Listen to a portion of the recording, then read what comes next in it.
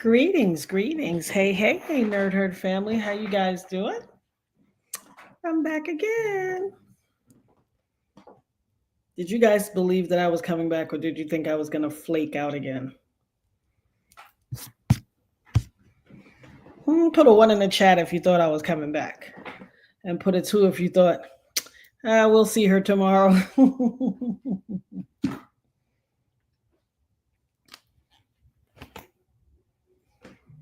Can you guys hear me?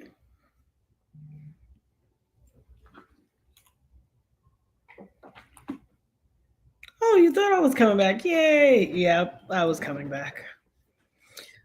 Well, as you guys know, there are so many things going on in this world, in the federal government, so much instability for so many people, and it is disheartening to those people because these are grown adults with careers and families and all of that, and there's a lot. So, thank you. I'm glad to know that the audio is clear. So, I have a couple of clips I want to show you guys of that illustrate exactly what people are dealing with, what people are facing. I came back, K-Leg, what people are facing and what they're enduring. And, it's just very disheartening. It's the destabilization of the United States government. I mean, you guys remember during the pandemic, when the city was shut down, well, the world was shut down. And as a result of that, it ended up that a lot of people ended up telecommuting, working from home. Companies realized that not only was it efficient and it saves a lot of money, but they didn't have to micromanage. They didn't have to keep expensive real estate, to house or host all of these employees. Like, they really understood that in the game of life, grown people did not have to be micromanaged, and they could effectively do what they needed to do without having to sit up in people's face all day. Now, I've been telecommuting and working out of my own companies or home for years. I've been telling people, my girlfriends used to be like, I don't know how you do it. I couldn't be home working. I need to be. No, y'all just like messiness and you want to be at the water cooler gossiping. I don't like water cooler banter. I told you guys I'm an ambivert. I always want to be around people.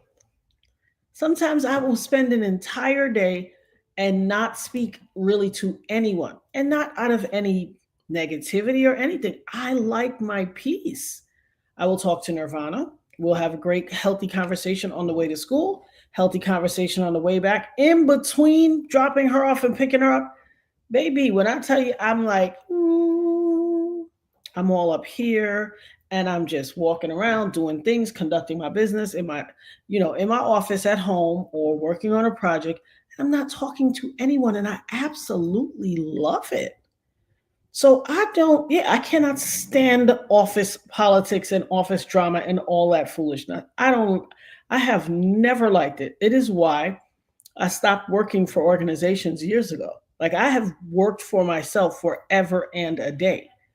I used to work for the state, for the government, and all of that years ago. When I say years ago, I was pregnant with my oldest son when I started working for New York State. Didn't even know I was pregnant when I first started. Realized I was pregnant as I was in training. He's 35. I don't work for people. I just don't like it. And I've been now listen, working for myself, you have to put in way more than 8 hours.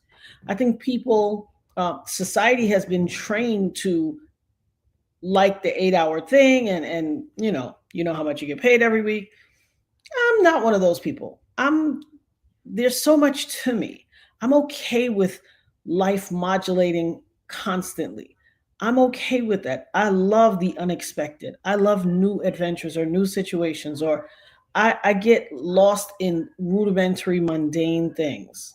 I can't have everything be the same every week. I like the diversity of the week or the day. I love it. So I'm okay with that. I don't know. And I'm comfortable making my own dollar. I don't have to know how much I'm getting paid this week or how much I'm going to make. It can vary. And God has always provided, always. So, I'm pretty good there. Shout out to the mods up in the place to be. My girl, the dopest mod, Locked. Show her some love. She is always Johnny on the spot, making sure y'all line your shoes up at the door, making sure all the information needed is front and center, is as if she can read my mind.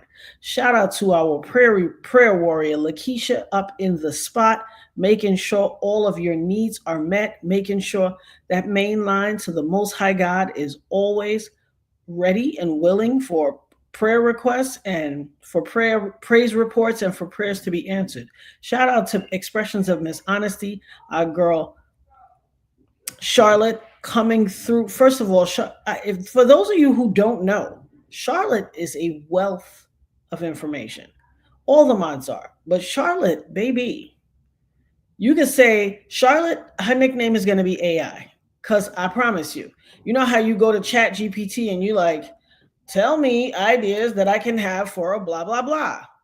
That's Charlotte. Charlotte is 17 things you can do for, Groundhog's Day are one. She knows her stuff. And I just love this assembly, this family, this nerd herd family. I absolutely love it. This swinging thing is annoying me already. Let me take this thing off, child. This is annoying me. Okay, sorry. It's just swinging.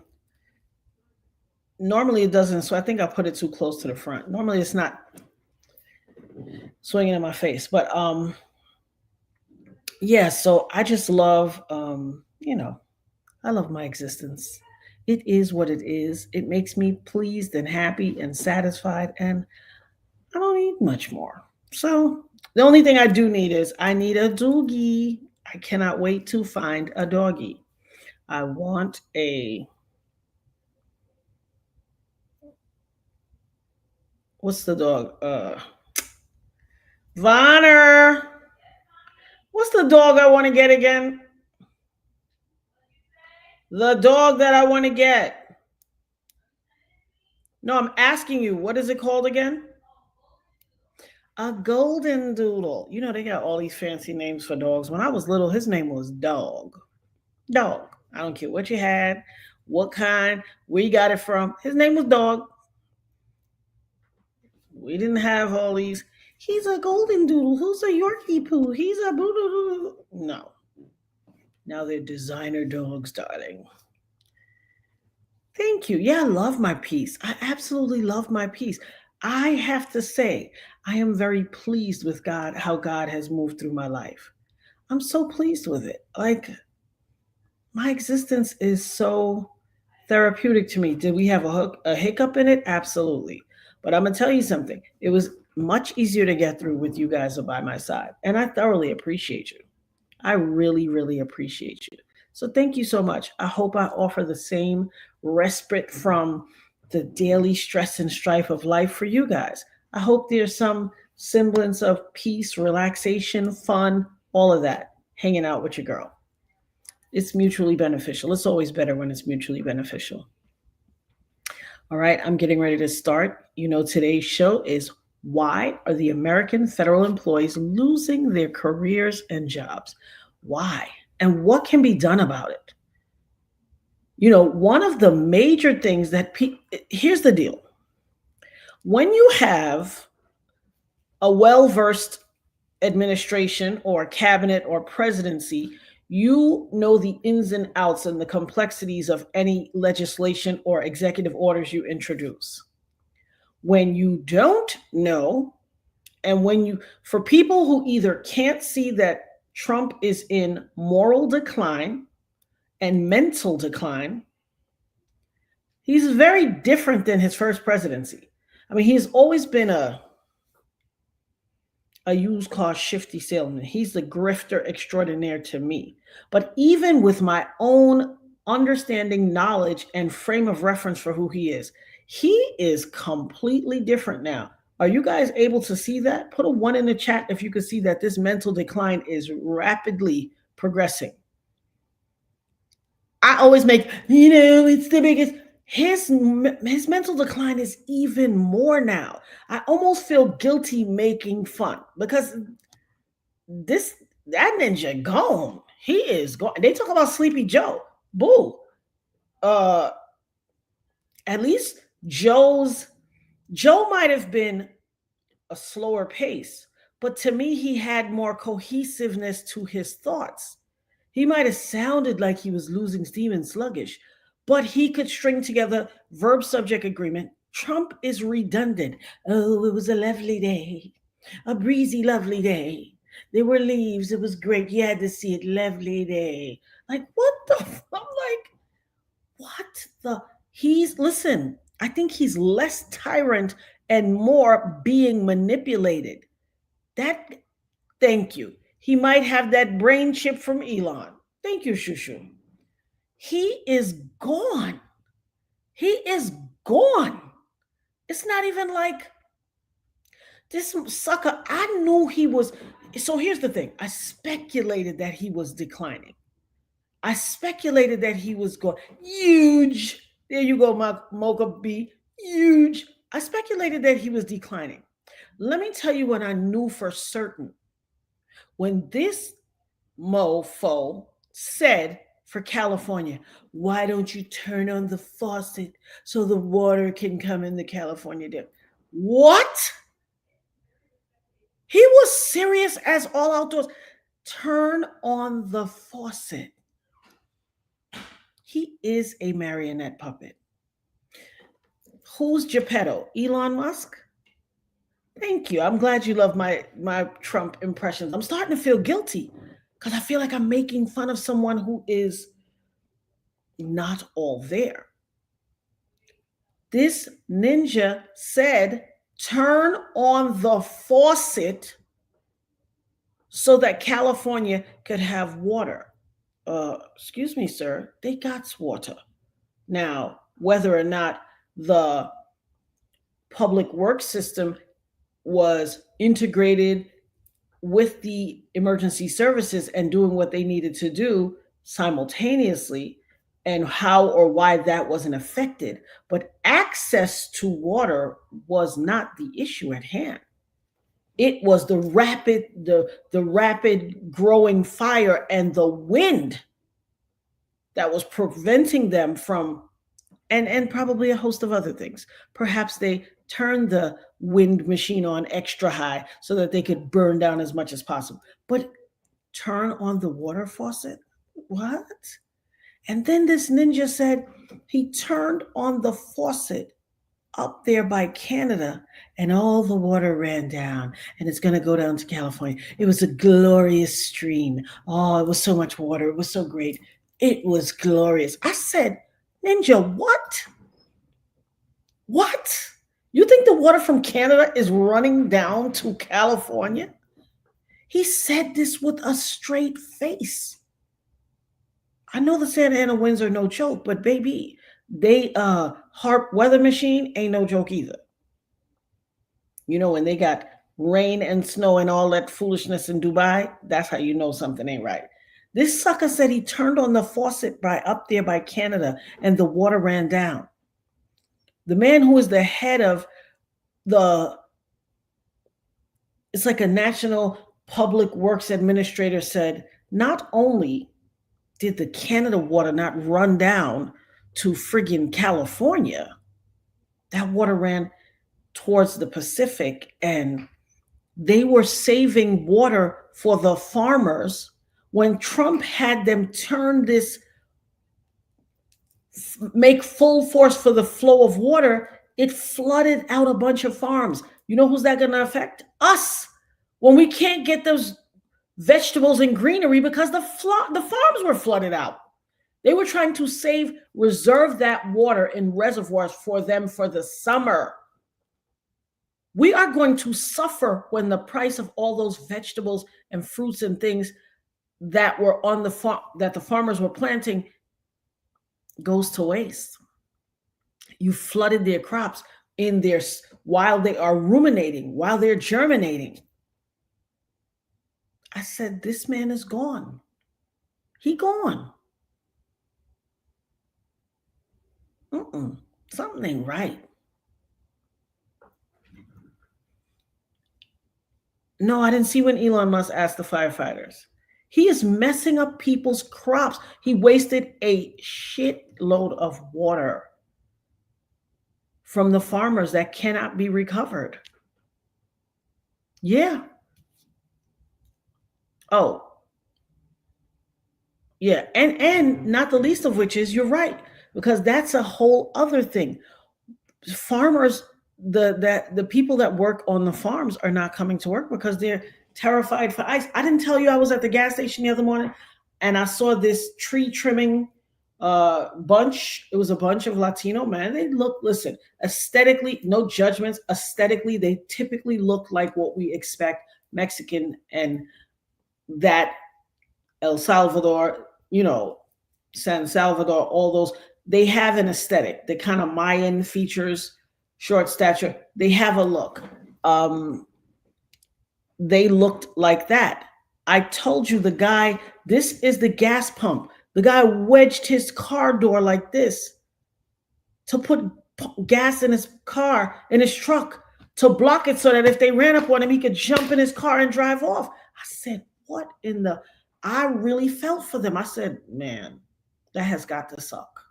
Every time I see one of them getting out of the truck at the gas station, I'll be like, thinking to myself, like, y'all looked around? Are they afraid? I wouldn't want no stress like that over my head. Now, I tell you who got to chill. They got to chill on TikTok.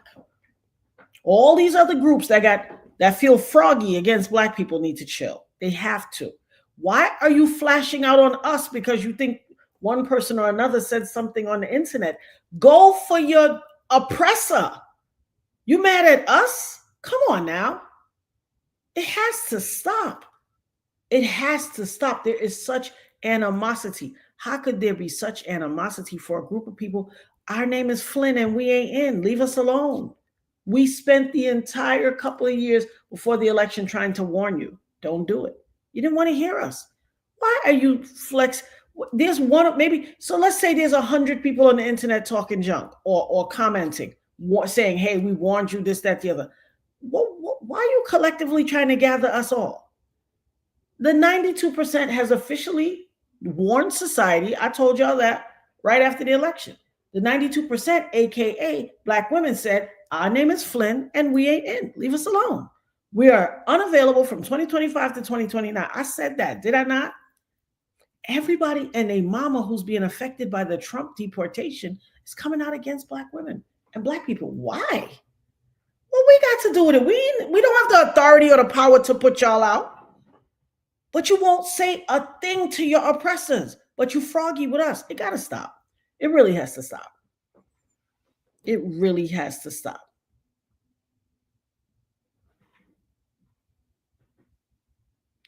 Oh, Mary Trump, the niece, I love her. I love her too. She like, I ain't a part of this, Meshuggah. She says she collecting, gathering the Trumps. She's like, And they did her father really dirty. They did her father really dirty. Her father wanted to be a pilot.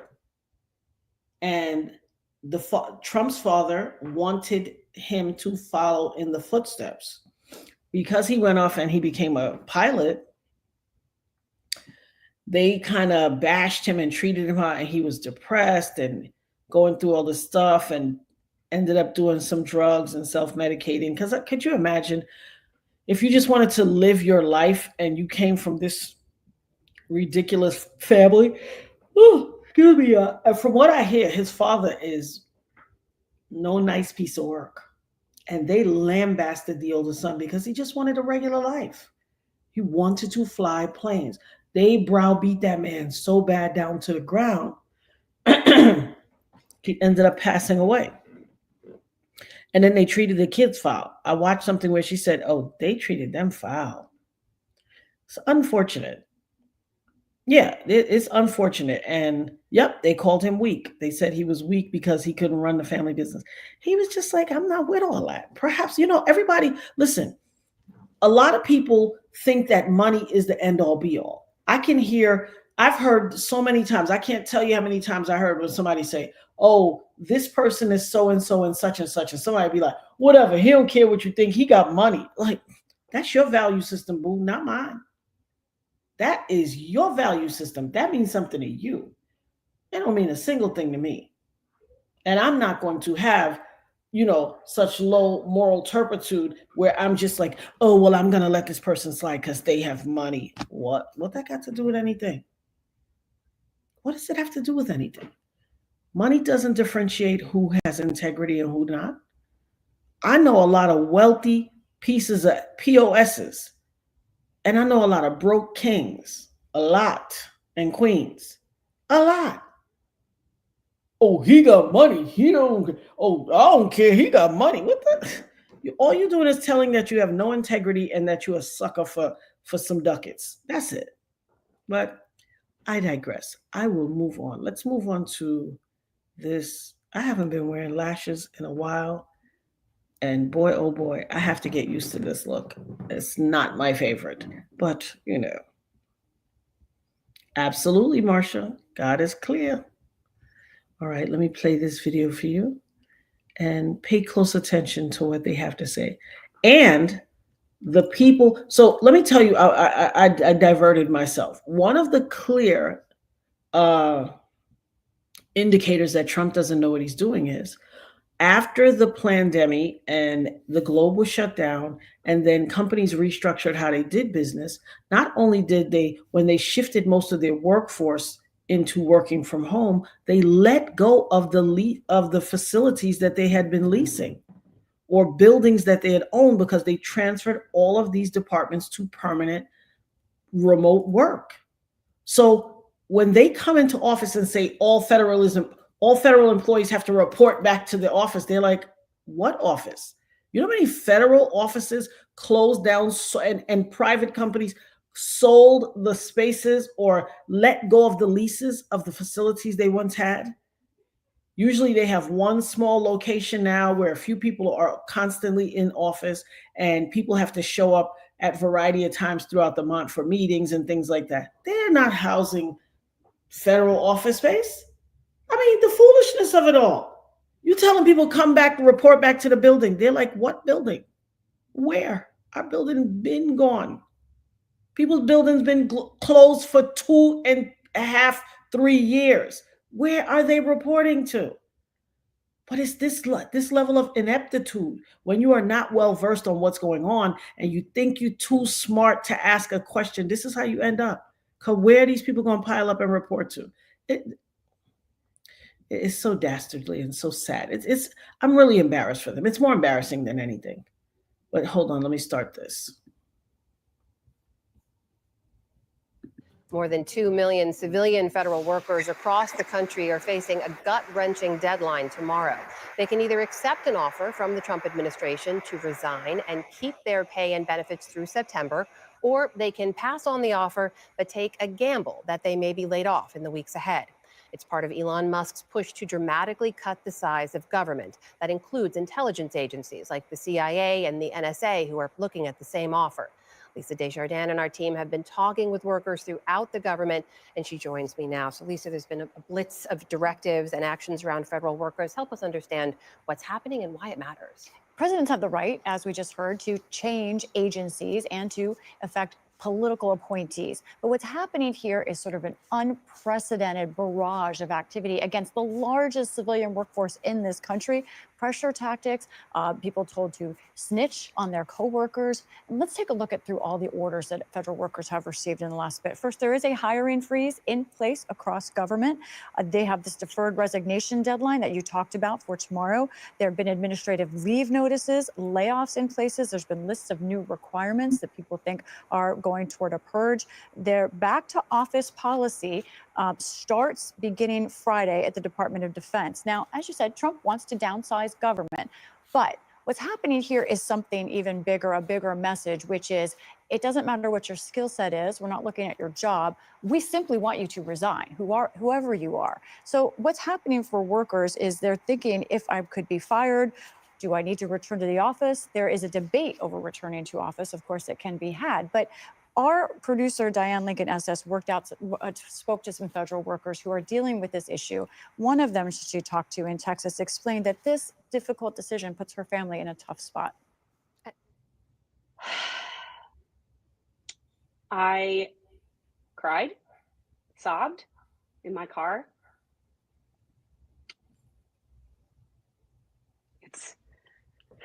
It's just a lot. It's a lot to lose. So there's no good option. We're going to be commuting 2 hours a day no matter what we do. So the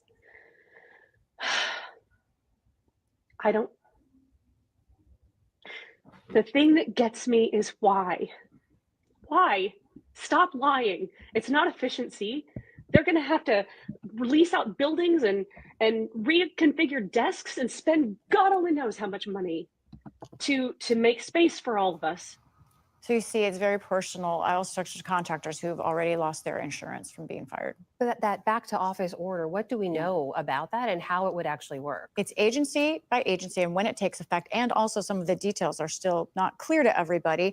Unions are saying this violates their bargaining agreements, but the Office of Personnel Management sent out a directive saying you can just ignore those union deals so far. There is also a question about, is there actually room for all of these workers? Diane spoke to someone else, Miranda Wolfcutter in Kansas, who's concerned about that.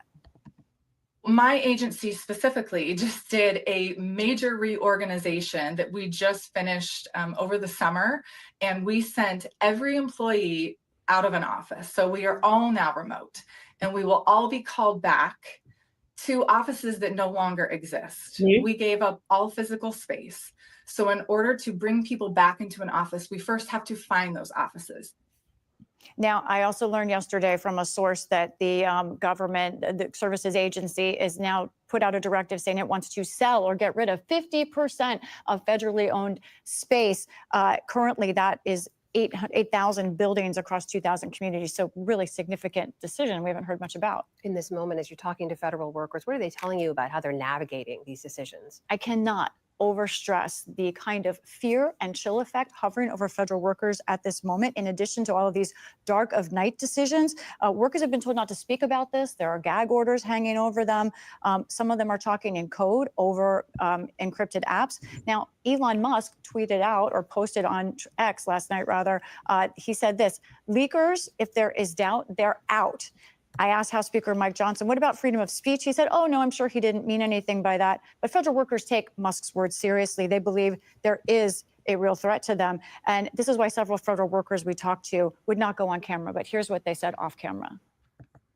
If people know who I am and I'm sharing information that it could be detrimental to me.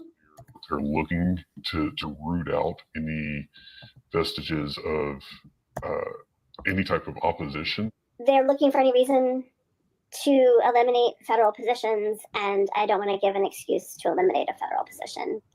Workers are finding strength in one thing, their oath of office to protect the Constitution. What do we know about the legality of all this, Lisa? Yeah, I spoke just a short time ago with an expert on this, attorney Michelle Berkovich at Alden Law Group. She represents federal workers. Michelle, thank you for joining us. Thank you for having me. I'm wondering, how overall are federal workers taking this in? Do they think they have legal recourse? And what is your experience with what's going on here in the workforce? I talk about a couple ways. First of all, I do want to say this is unprecedented. In the federal government, usually when there's workforce restructuring or major changes, it's a very deliberate process. The government does a lot of really, really important things that make this nation function and make it function well. So if you're going to be doing a buyout or retirement program, the agency's doing studies, they're realigning functions, they're making sure the essentials are there to get the job done. Bureaucracy does not move at lightning speed, but sometimes there's a reason for that. So this bolt out of the blue, saying this resignation program is disorienting to begin with. It's unprecedented to be communicating directly with OPM and not with your agency. And to be in a situation where you're an employee and you expect maybe your supervisor or your manager is going to have answers about what's going on, or certainly the chief human capital officer will have answers about what's going on. Are you sensing anger, fear? What are you getting from these workers? So federal employees believe in the government, in their mission, and they're all of a sudden hearing that they're lazy, unproductive, underperforming. That's very hard to hear because, quite frankly, they're some of the hardest working people I know. And they don't know who to trust anymore because answers change so quickly every day. You're used to having a place where you can at least get some firm information, some data, some evidence-based decision-making. That is not the case here. And at the same time, they're being presented with these very vague choices. There's threats to their livelihood coming from all sides. In a nutshell, for a layperson, why might this not be legal? I think it comes down to the fact that it's not clearly legal. There are not clearly appropriated funds. There's not clear authority pursuant to regulation or longstanding guidance. And there's no precedent. Because it's a federal government, if you're going to appropriate funds, if you're going to make certain changes, usually there has to be some sort of regulation, congressional authorization, or one would hope like very thought out guidance. And here things like, for example, this idea that you can get a second job while still getting paid by the government.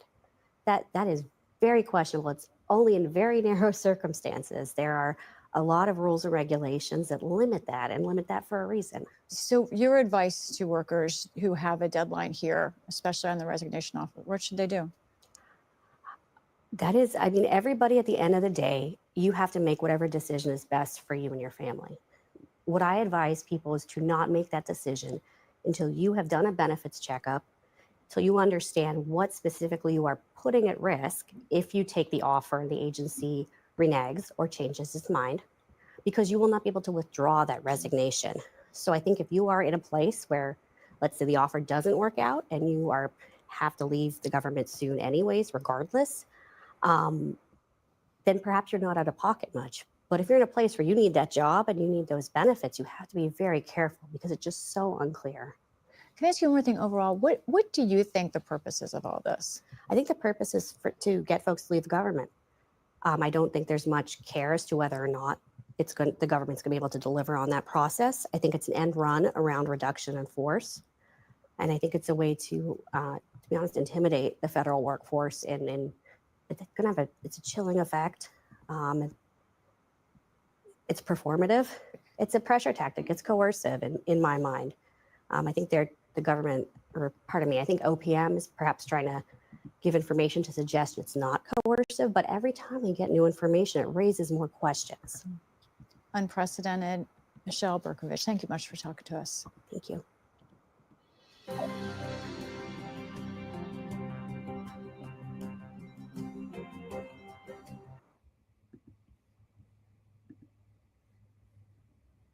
Morning, everyone.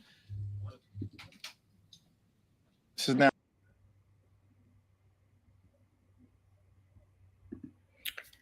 So a few people were saying like, oh, I don't think they care for legality. They have never cared for legality. America is falling. We are currently falling. America is over. This will never be the same country again. I really hope you guys don't think it's like, oh, we're going to have a tough 4 years and then back to business. And no, the things they are doing now will take at least 3 generations to undo. I promise you. I'm not even trying to scare anybody. This is not hyperbole. This is the end of America as we know it. Obama will go down as the last great president. There was too much controversy in the Biden administration. Obama will go down as the last great president, and Trump will be the president that tanked America. America is done. Get that, start coming to terms with that notion, because it is what it is. I hate to be the bearer of bad news. This is not, okay, 4 years from now, we're going to do this, or, hey guys, let's get out in 2 years and vote. You have no idea what this place is going to look like in 2 years. Y'all might be getting the mark of the beast and be in FEMA camps in 2 years. Are you crazy? Yo, I heard a CIA agent, a former CIA agent, his name is Bustamante, that's his last name, say years ago, you better have a plan to get out of this country soon. He said, always have on closed-toe shoes, like some sort of a good sneaker that's non-slip, or a boot, like a mountain boot, at all times. Carry your identification and that type of travel stuff at all times. He said this 2 years ago. Y'all think there's going to be in 4 years, we blah, blah, blah. Are you serious? You better make sure your passports are up to date and get somewhere. I don't care if you have to go to Aruba, this, that, the other. Get somewhere. Y'all want to stay in this place? Listen here. Y'all might be farming the crops and living in the outhouse in 2 years. It will never be me. I ain't gonna be enslaved by nobody. I will not. I'm gonna get me somewhere, honey. See, what you don't understand is the entire world doesn't have to fall. America has to fall. Every major civilization, do your research, every major superpower nation in the history of the recorded world, the lies, his story that they've told us, every superpower nation has fallen. You understand? Look at Hiroshima, Nagasaki, when they dropped the bomb. They decimated the entire landscape. They had to come back from every major place has fallen except us. Y'all talking about in 2 years? What? How will you tell me, say? Go look at those other superpower nations and see how long it took them to fall, to come back from the fall. It took some places 20, 30, 40 years. Are y'all kidding? Please. I remember the most profound things I ever heard was Chuck D from Public Enemy on the Bill Maher show. It had to be 12 or 15 years ago. He said, listen, if you want to keep something from Black people, he said, put it in a book. He said the world could be ending on Wednesday. You walk down the street and some uninformed brother will be like, yo, what y'all doing this weekend? Y'all going to the club? Don't be that person planning for the club when the world going to end on Wednesday. And I'm not saying the world is going to end, but I will remind you guys, I said early on in my channel, the Holy Spirit told me Puffy's world is going to crumble. He is going to try to unalive himself, and Babylon is going to fall. I don't like to be one to say I told you so, but I told y'all. Did I not say that in the early? I've said it. As a matter of fact, cite your sources. Fact check me. Go in Mad Videos. Go back in the playlist. Go watch Mad Videos. You'll see. I said it. Beyond a shadow of a doubt. I said his whole world is going to crumble. He is going to try to unalive himself, and I still stand on that. That's what all these histrionics get into the hospital and all. I still stand on that. And Babylon will fall. I said it. I said it. Put a 1 in the chat if you know I said that. And you know I'm not talking out of my neck, but I actually said it. You saw one of the videos where I've said it, or you're willing to go check. You think you heard me say it, you're not sure, or you saw it in the comments. Put a 1 in the chat if you remember that. Put a 2 if you don't remember. And if you don't remember, fact check me. Go back and look at videos. I promise you.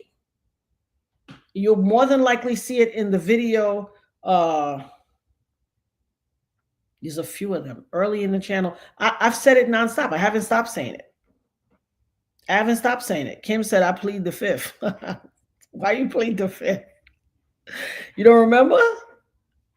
Child, I'm promising you I said it. Michelle, go back and look at the videos. You will see. Go check some of the playlists out. You will see. Yeah, you'll see. And definitely around probably the one where he, whatever was the closest video to when he got arrested, probably the one right before and right after. You'll definitely see it in those. But trust me. And when you see it, be sure to come in the comments and say, dang, you said that thing, shawty. I promise you I did. Holy Spirit told me that. See, I ain't got to be perplexed like, oh, I can't believe this is happening. I knew it. and I don't like it. I just knew it. Listen, I live here too. This is my country too. I ain't celebrating this. I'm just saying I know what it is. Two things can exist and not be mutually exclusive. Two things can happen at the same time. Listen, you can say what you want. What do you call the real Obama, Protected? What do you call the real Obama? Because I ain't heard you say nothing about the real Trump. I ain't heard you say nothing about the real other 40-something white men presidents that have ruined the world. War, pillage, plunder, nothing but negativity from time immemorial since the first president.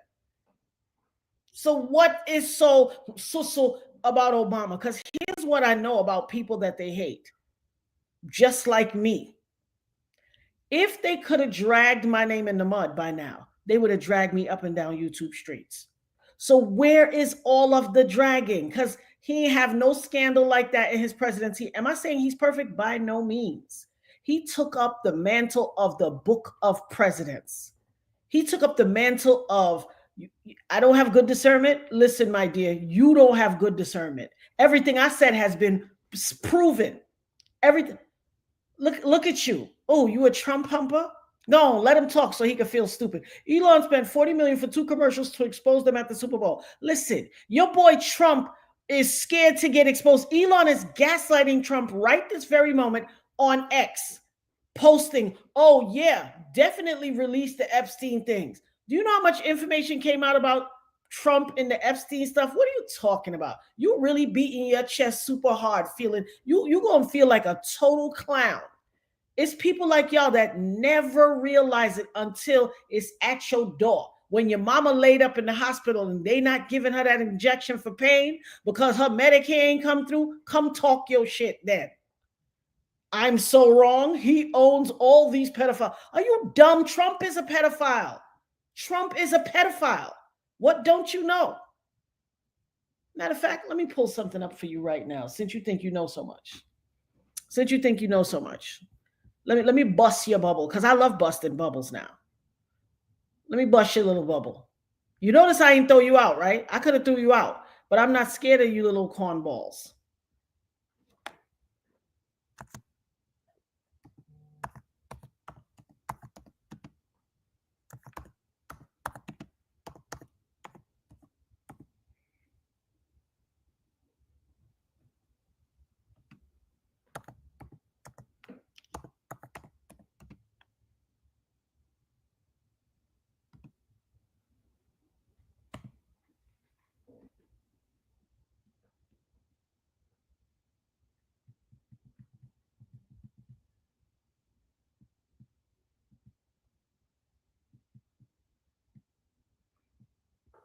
Are y'all able to see the screen with me?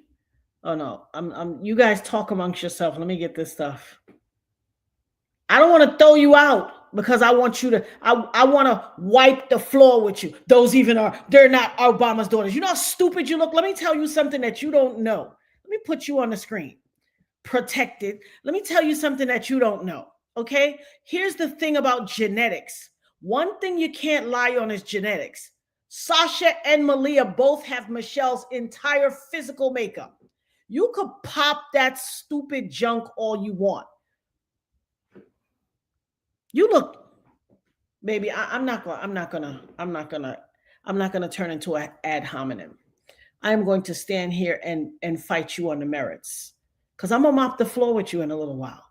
I'm gonna mop the floor with you you have a real pair of what? Listen, the real parents, that is more rhetoric. Are you, you done took that Trump crack. And y'all put Trump crack in the comments, please. Type, she's on that Trump crack. You on that Trump crack hard, baby. You listen, I'm not even gonna disrespect crack like that, because people are able to come back from crack and I know people that were crackheads and they came back from crack and went and got their PhD. You on that Trump meth. That stuff that dig a hole in your side and got you walking around looking like the crypt keeper, you on the Trump meth. Yeah, let her come. Let her come. I'm about to wipe the floor. I'm going to wipe the floor in the Matthews bathroom with your face. You know, the gas station, not Macy's. Macy's, they got a cleaning lady that come in there regularly. I'm going to wipe your mouth. I'm going to use your tongue to wipe the floor in a local country off the side of the highway gas station floor with that nasty seeping puddle of water that's urine, seminal fluid and everything. I'm going to wipe your tongue with that. Stay here. Stay here. I got something for you. I got something for you. You got 20 years sober? No, baby. You's on that Trump meth. And I'm about to wipe your tongue with the bathroom floor in the local Texaco. Stay here. I got something for you. You came here looking for it. So if your feelings is hurt, I'm 20 years clean. That's your business. You ain't really clean. You own that stuff. I could tell. I know a junkie when I see one. If your feelings is hurt, that's your business. Who invited you here? This is a gathering of nerds. You came in here trying to pump your chest. If you're feeling froggy, baby, jump. You got the right one. About to hurt your feelings. About to hurt your feelings, something terrible. If your feelings is hurt because you're still a junkie, that's your business. You ain't one of God's warriors. You own that Trump meth. You a junkie. And I'm about to hurt your feelings. And I don't care if you feel sad. I don't care. You came in here froggy, pumping your chest because you saw the name. Oh, they talking about Trump. Oh, let me come defend him. The man is in moral decline and mental decline. And you over here smoking jums, woolers for Trump. Why are you smoking woolers? That don't make no sense. But let me find this for you real quick. Let me tell you something. Never come to a battle of wits unarmed. You shouldn't have walked in here with that Trump butter knife. You are defending him. You sitting there talking about Malia. Listen, everybody, even the mafia knows children and wives are off limits. You claiming yourself to be a child of God, but you in here talking about somebody's children? Listen, you is a straight junkie. You smoke jums Tuesday through Friday, and then you out here freeballing on the weekends. You have the audacity. Don't you ever besmirch and malign my God. Don't you ever. Why you had to bring up his child? That's my 17-year-old daughter came and told the group what that is. That's called an ad hominem. Instead of talking about the merits, you trying to talk about them. What you coming here talking about his kids for? I'm a mother. You're not going to talk about nobody's kids to me. And since you want to come in here and drag somebody's kids in it, I'm going to drag you for filth. Stop smoking jumbos. Stop shooting heroin. Stop smoking coke. Stop sniffing coke. Stop it. Stop it. You came here froggy. I'm going to wipe the floor with you. I'm going to wipe the floor with you. I don't even care if this one ain't monetized, baby. This could be dry bones. I go and wipe the floor with you. Because you walked in here feeling like you want to puff your chest up. Come get this. Come get this hot shot. That's going to quake your bones. You trying to mess with the wrong one. I keep telling you, I'm a woman of God. I'm a spiritual woman, baby. But this flesh, you dealing with the flesh tonight. Because you shouldn't have brought your behind in here. I'm an unhinged mess, but you up in here. So what that make you? What it make you? If I'm an unhinged mess, why you here? Because you came to my house, boo. I ain't come looking for you in the alley. Ain't nobody come in the back alley looking for you taking the needle out your arm. You brought your tail in here. Why? Why you brought your tail in here and you still typing? Look at you. You must got that shit on voice to text. You is desperate. I never called myself a Christian, boo. I said I'm spiritual. Get to know me, okay? Protected. Protected by what? Protected by what? You think you know. You listen, baby, stay here so I could wipe the floor with your mouth. I said I'm spiritual, boo. You don't know me. You don't know nothing about me. You're claiming to be a Christian. Up in here talking about somebody's children. You ain't protected by nothing, baby. You protected by that crack, that meth. That's what you is. You protected by that meth. I don't know who you think you're provoking. I keep telling you, I'm a woman of God, darling. But don't ever get it twisted about this flesh. I am the spirit, but the flesh will visit and wipe the floor with you because you disrespectful. This is my house. This is called the dopest nerd. You in my house.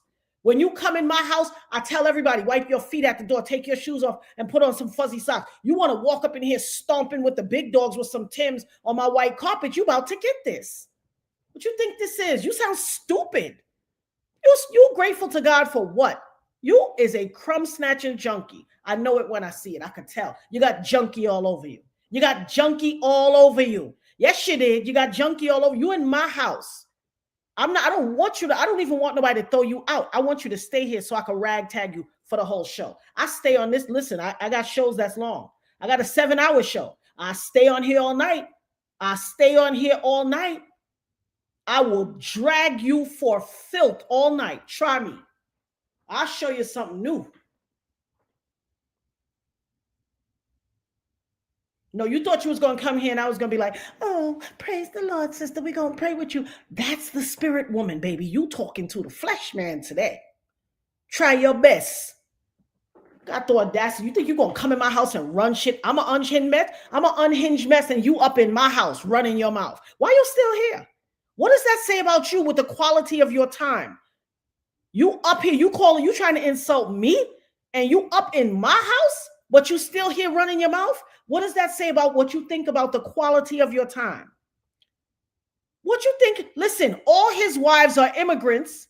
He got each new wife by cheating on the previous wife. He's a scuzz bucket. He's a slime bucket. And so are you.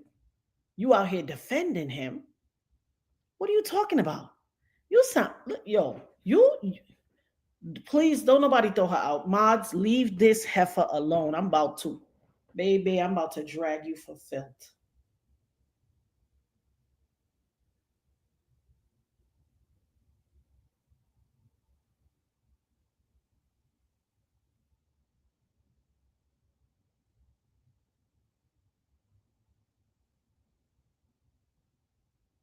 You gonna walk up in here and talk about somebody's child because you don't have no actual factual merits to talk about? You coming in here with your racism. Why you hate Obama so much? I ain't heard you say a thing about nobody else. But who you gonna pick on? The black man, because you're a stone cold racist. You think you're gonna come up in my house and spew racist rhetoric and talk about a black man and his children with no viable, you haven't put anything in the chat to even substantiate not one thing you said, but you think you're gonna come up in here with that? You best to be happy you on a computer screen because I would have done mollywop you up in here. I promise you. You're disrespectful to walk up in my house with your foolishness. Go down the superhighway on the internet and go find somebody to play with. Let me show you something.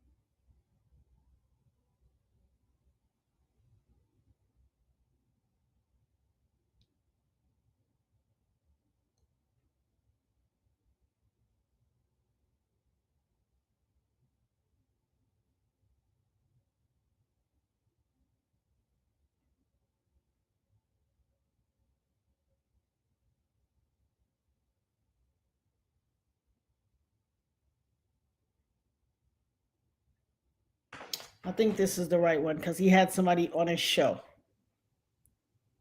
He had somebody co-host him. Let's see if this is the right one.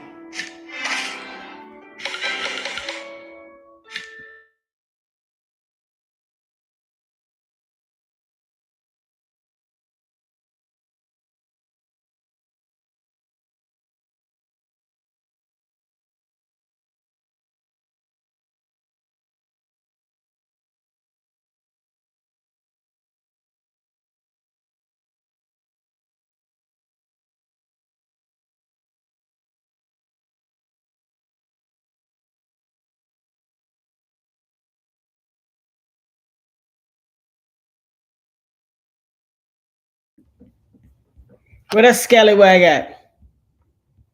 Where's she at? Where you at, scallywag? You gone or you still here?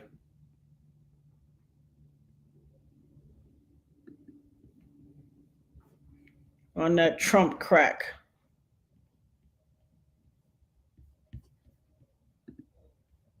Where that junkie at? The junkie still in here?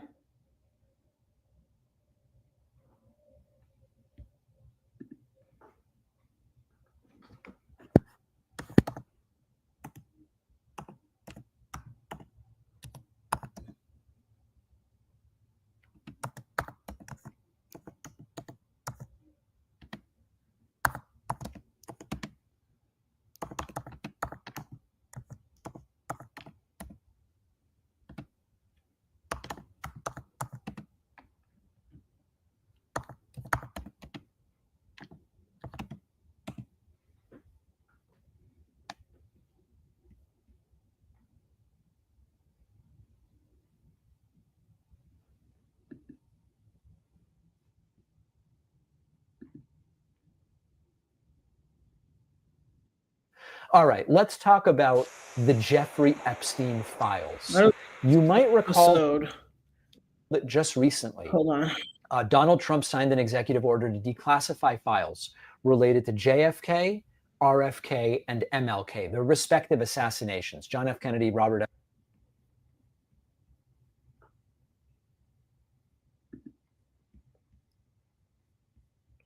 Hold on one second, guys. Where the scallywag? She's still here?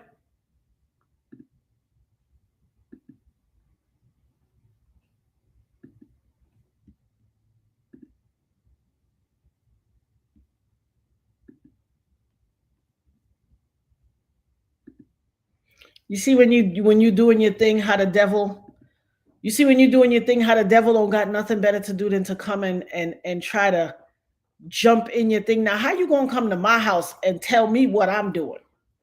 Who does that? Where they raised you at? The alley? They raised you in the jungle with the monkeys and the baboons? Because how you come to somebody's house and be disrespectful? Did anybody send for her? Who invited her? Somebody invited her here? Who invited her? She didn't get no invite from me. But yet you come up in here and instead of saying, oh, welcome guys. Hi, thank you for having me. You want to come up in here beating your chest like you thugnificent. Boo-boo. I keep reporting y'all. Brooklyn, Trinidad. You don't want this smoke, boo. I am a woman of God. But I tell y'all, I cry aloud and spare not. I check people at the door. I collect and gather people every day, all day. I don't let nothing or nobody slide. And that's what it is. Whoever don't like it, don't like it. If you got a problem with it, you can kick rocks now too. If you have a problem with it, you can kick rocks now too. This is my house. And the same way I come in somebody else's house and I comport myself with tact and dignity, tact and decorum, and respect at all times. If I don't like it, I say, you know what? I don't like this. I'm out of here. How dare you come up in my house and stomp?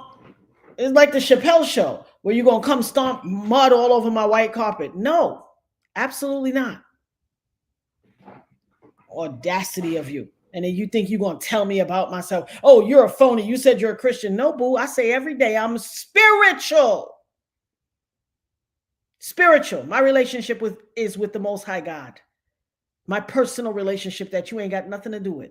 You junkie. Your feelings is hurt. Oh, I've been sober. That's your business. You a junkie. I know a junkie when I see one. And look at how she said, I've been sober. Did I not say she was a junkie from get-go? Now, how do I know she's a junkie? I don't know her. I know junkie behavior. That's how good my discernment is. How I know she was a junkie?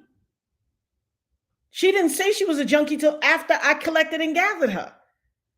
But I know a junkie when I see one. Y'all be thinking this is for play. Ain't a single thing about me for play. Not a thing. She gave off junkie vibes. That's how junkies get down. They come with a whole bunch of fast talking. Every time I imitate a junkie, what do?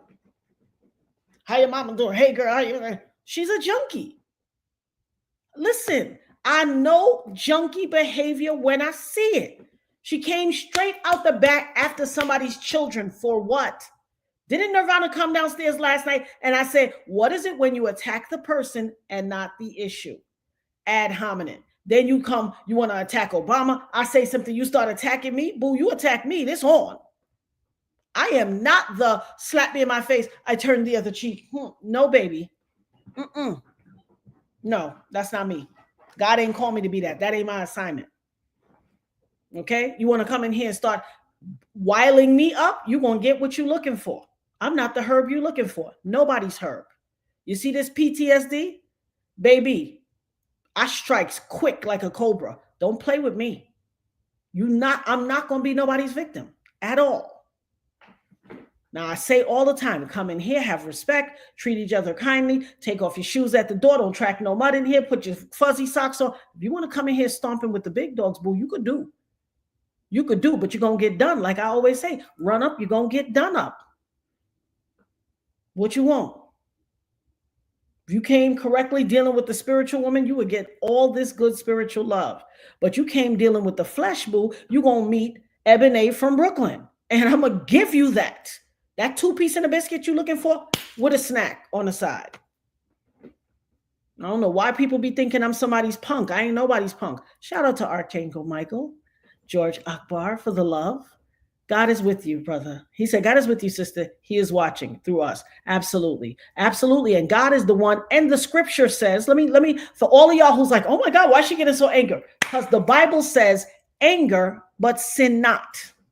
The Bible says that. So when anybody try to come in here and regulate me, oh, well, don't do this and don't say that. Please understand what it TI is.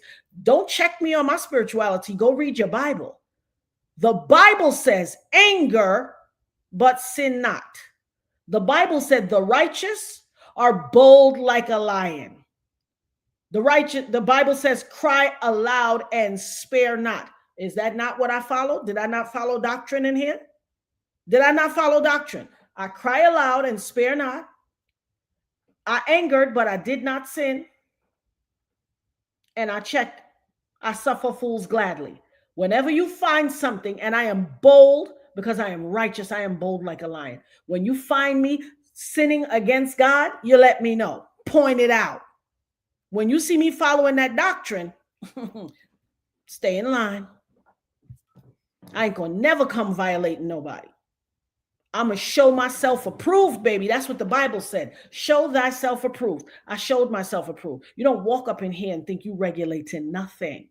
That ain't the way it go. Anybody got a problem with it? Exit stage left. Or matter of fact, let me take it back old school for those who old enough to know. Exit stage left, even. Bye. That's all you got to do. Click off, like I said the other day. Ain't nobody forcing you to stand here with your speech to text on, speech and, saying long diatribes. No. I've been clean and sober for 20 years. Who asked you? Ain't nobody asked you that. I said you was a junkie. I know a junkie when I see one. If your feelings is hurt because I called you out, that's to let you know the God in me is there. Because how would I know you was a junkie? Never even seen your name before. You see what I said about you got to call Satan, you got to call the demon by name? Soon as I said she talking all that junk, when she was insulting me, she felt very good. As soon as I said you're junkie, she was offended. Clutching pearls and verklempt. Oh, why would you say that? Hey, Kim, there you go. What you know about that snagger puss? Even, yes, boo. You see how offended she got when I called that demon by name? You see how offended she got? You got to call a demon out by name. I know a junkie when I see one. When I feel him, when I'm in his presence. That's that shaky with. How you going to tell the woman that that's not her children? Have y'all seen Sasha and Malia as grown women? Flat-footed. They are as tall as their mother, like 5'10". A woman knows the fruit of a woman. You can see the hips. You can see the dexterity in their physical makeup is completely Michelle. You can see in Malia's face, she has a more slender, thin face like her dad, and it is irrefutable. If you know phenotype, if you know genetic makeup, if you can look and see, if you got eyes to see and ears to hear. Sasha is friggin' Michelle all up and through. All up and through. How you gonna come in here? You don't know the real Obama. First thing you go for is his kids. I'm supposed to sit there. I told y'all yesterday, being a mother is the most amazing and the greatest gift God gave me. I'm going to defend my kids and every other kid like they mine, like they gave me stretch marks. Who don't like it, exit stage left. And go with the junkie wherever she went to the alley to go get a hit. I call demons by their name. I know people might be offended, but you're going to have to take that to the altar and talk to God. And don't nobody come check me in here. That's what I say. Don't check me in here. Don't try it. It ain't going to work well. We can have discussions. We can disagree. You can say, hey, you know what, Natanya? I think since it's such and such and such. And I will cite my sources. I'll check it out and be like, oh, I stand corrected, y'all. If somebody come in here and I'm a little, I'll be like, oh, you know what? I'm a little froggy. Let me chill. I regulate myself. I don't need nobody coming in here trying to regulate me and being disrespectful. It don't work like that. It don't work like that. Not at all. And since she changed what we were talking about there was a David Pakman show I watched today. He had a guy on who was replacing him. He's a Democratic strategist, but I watched it on my TV. And that's the episode I want to come up. Baby, they got some tea, but I'm going to see if it's on this one too. Because it might be. It had the whole Epstein flight thing with all of the Trump things on the Epstein flight thing. And actually, they used a lot of footage from my Trump playlist. Remember when I did the Trump thing? They used a lot of the similar footage. I did that a while ago. They're using it today. They even used the one where he was talking about when he was sitting on the couch with Marla Maples, and they were like, oh, who does she look like, you or your wife? And he's like, oh, she's got the legs, but we got to see if she's got these. About an infant child. An infant! Come on now. I don't play that up in here. When company comes over, they're supposed to be on their best behavior. Now y'all got to see what happens to company when they come over and they try to act out. I don't play those games. Once you broach my door, this is the castle doctrine, and this is my home. You broach my door, the law says I got the right to defend my home with every fiber of my being and all the muster that it takes. And so help me God if I don't mollywop somebody and put them in a full Nelson. Who don't like it? Too bad. But let me get back to the federal employees. Give me one moment. She didn't expect a check-in like that. That's what I tell you about how vicious. Now, didn't I just come back and say I stayed away from YouTube because of how vicious people are? Because I know me. If you try to get vicious with me, I'm going to eat your jugular vein with some fava beans and a Chianti. I done told y'all before. Now, if I disappear for another week, because I don't like that. I don't like that kind of play. People need to stop. Let me see what this David Pakman one shows. It might show some of the stuff. We still talk about the federal employees, but I think this is a short one, 8 minutes.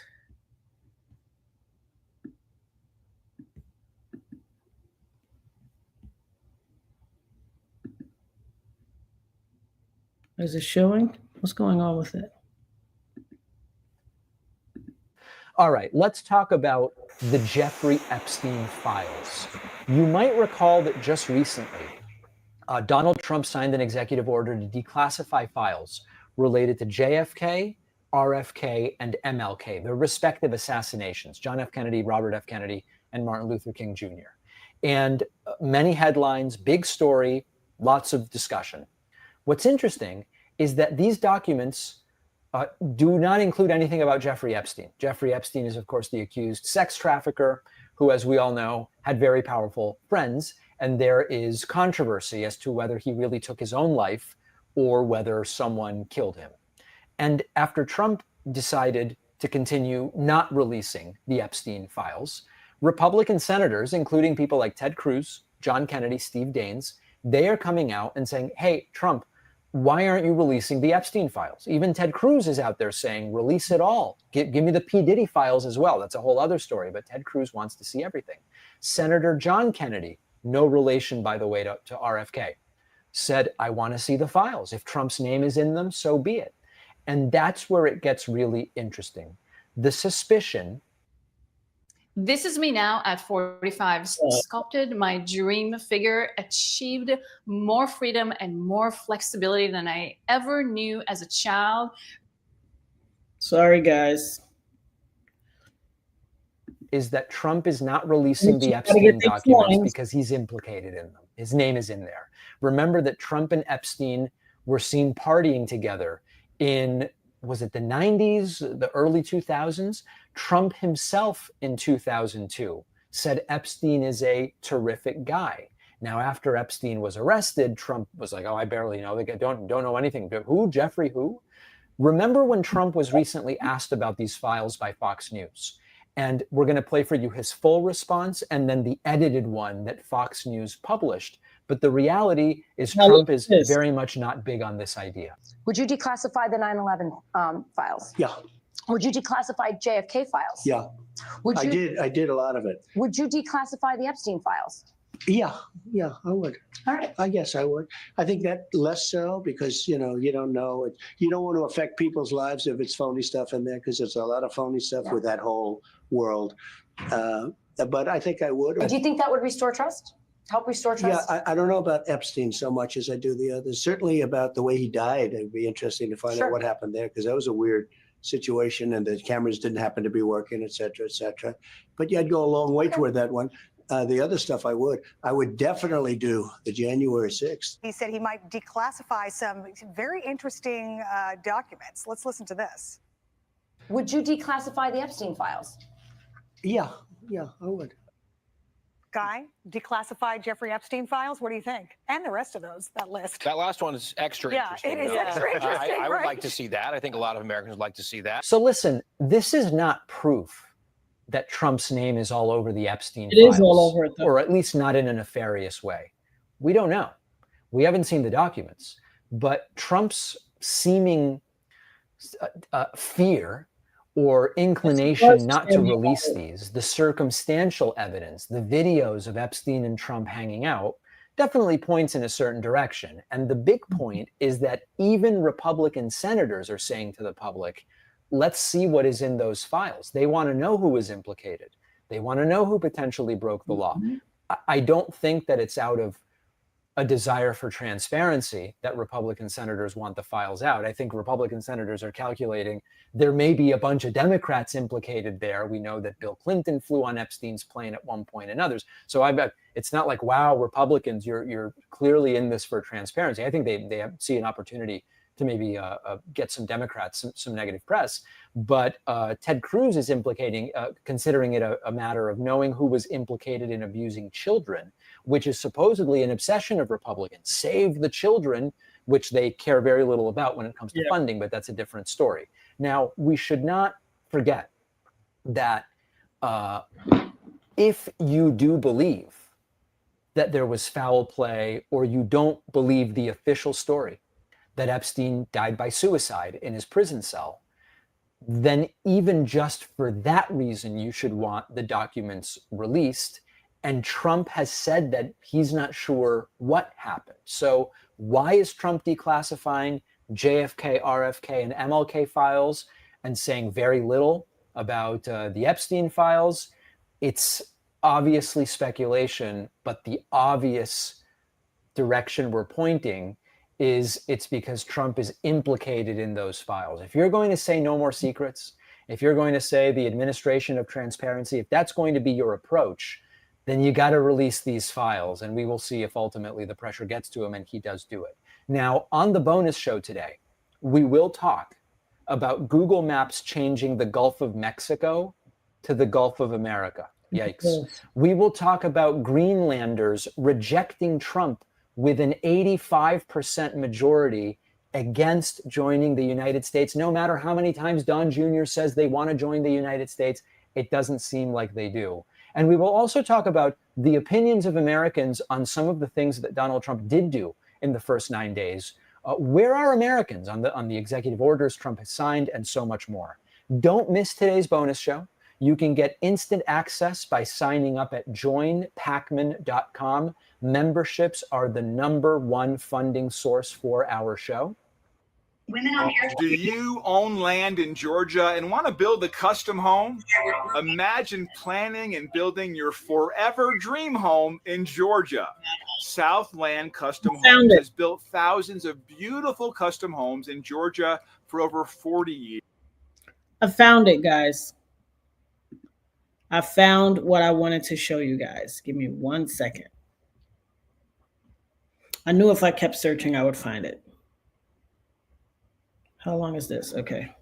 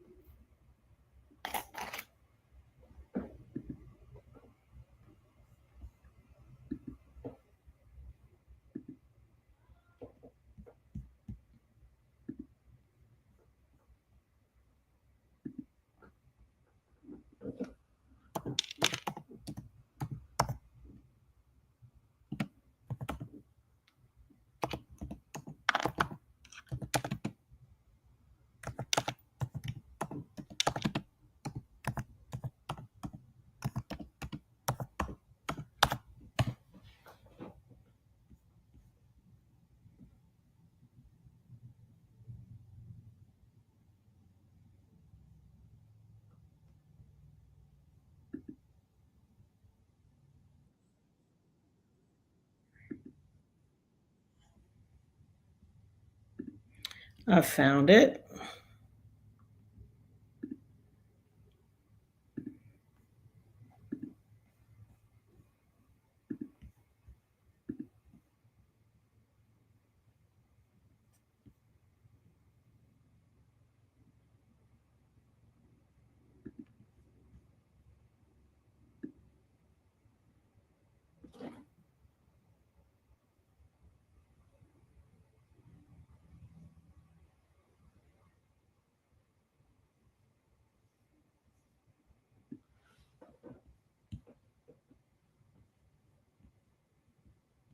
For this final story, can we all just agree that Donald Trump is not all there? I mean, we just saw a clip of Donald Trump from just, 2015, 2016. Totally different person in terms of speaking style, cadence, the way he moves. I mean, it is a fact that as you get older, things slow down, and there's nothing wrong with that. But I think what we're seeing with Trump is different than just normal decline as you age. As we know, Nancy Pelosi, though might look older, she's still 100% there. And though I hate Chuck Grassley, don't like Chuck Grassley, that man is sharp, okay? So getting old does not necessarily mean losing your wits. But I think there's something different going on with Donald Trump, and I think the media is doing a good job covering up. Sometimes it comes out a little bit, and we see reality for what it is. And Megyn Kelly, of all people, has even mentioned this. So before we get to that clip, let's just hear what Megyn Kelly has to say about Donald Trump's mental decline. But there's no question Trump has lost a step or multiple steps. He is confusing Joe Biden for Obama. I know he's now saying he intentionally did that. Go back and look at the clips. It wasn't intentional. It was look, any of us could have a slip of the tongue, but it's happening to him repeatedly. The reference about how somebody's going to get us into World War II, confusing countries, confusing cities where he is. It's happening more and more. With all due respect to Trump, this is what happens when you're 77 years old. Yeah. Trump seems inhuman, but he's not inhuman. He's a human. He's a man. DeSantis' line about father time spares no one was a good one. But there's no question Trump. Yeah. So there is no question Trump is losing it. And the most powerful person in the world, we don't know what his fitness is. I will not trust the doctors who evaluate Trump, whatever that means. Donald Trump was just not there during the prayer breakfast. I want to give you the facts before we hear what he says. Water supplies from North Carolina played no part in the ability of firefighters to combat the flames in Los Angeles County. If the purpose was to help with fires in Southern California, we do not believe that it will, because that's not where the water goes. Okay, so he's talking about water. He's talking about flowing it. Let's just get into it. But what he's saying here is not true. Because the environmentalists didn't want water. They still don't want it. If they had their choice, they don't want it. I said, are you crazy? And I'm sure you've seen it. The water comes down from the northwest parts of Canada, I guess, but the Pacific Northwest. And it comes down by millions and millions of barrels a day. And I opened it up. It wasn't that easy to do, but I opened it up and it's pouring down, and it's a beautiful thing. And it should have happened. I told them to do it in my last term. They didn't do it, but now we just did it. They didn't want to do it, but we did it. Because the environment and yeah, did any of you get that? So Donald Trump thinks water takes down from Canada. What the heck is he talking about? Does he literally think that because Canada is above the US on a map, water must automatically flow south?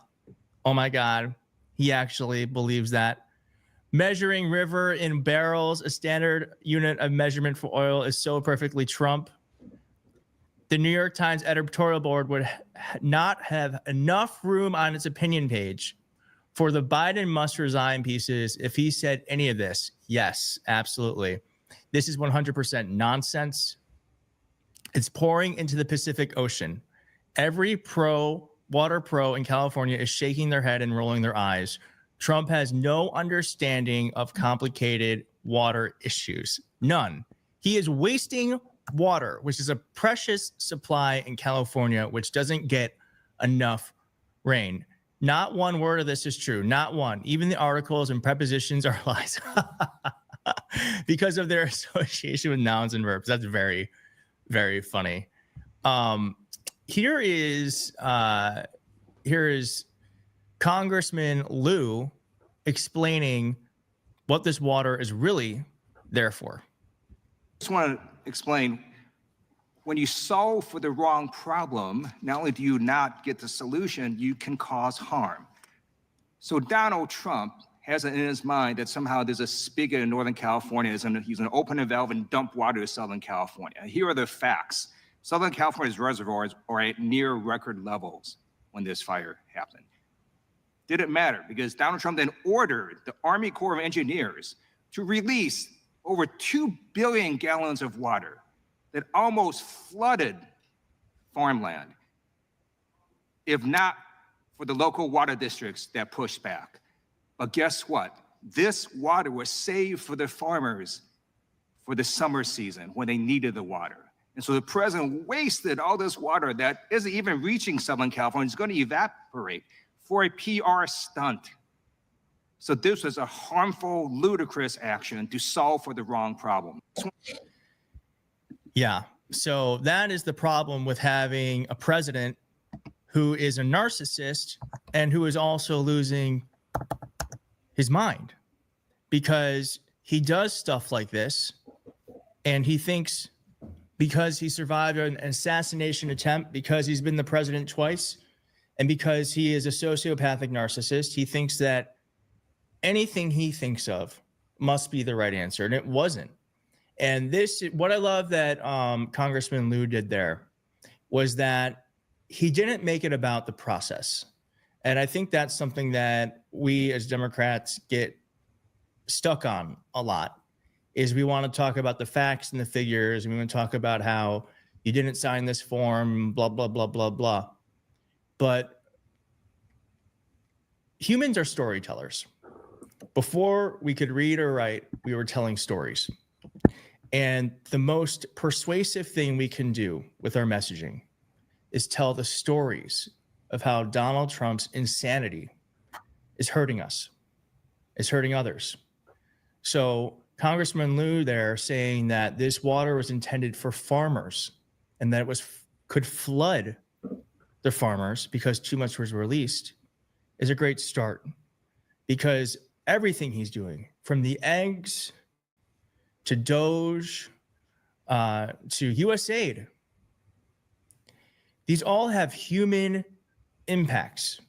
So my hope is that Democrats will take the very real stories from people who are going to be negatively impacted by these decisions that are being made on a whim, whether they be through Doge, USAID, or any sort of stupid decision Donald Trump makes. And we either find them and we share their stories, or the people who share their stories online, there's lots of content on TikTok. We just amplify it because we need to have our own Laken-Riley Act. There needs to be something like that we can fight for, that represents the totality of all of the danger Donald Trump is putting us in, whether it be the planes falling down or the water flowing when it shouldn't. So Democrats, please keep telling stories about human beings, not about agencies, not about government employees, about Americans getting damaged by Trump's own decisions. 5 minutes ago, she'd never play piano.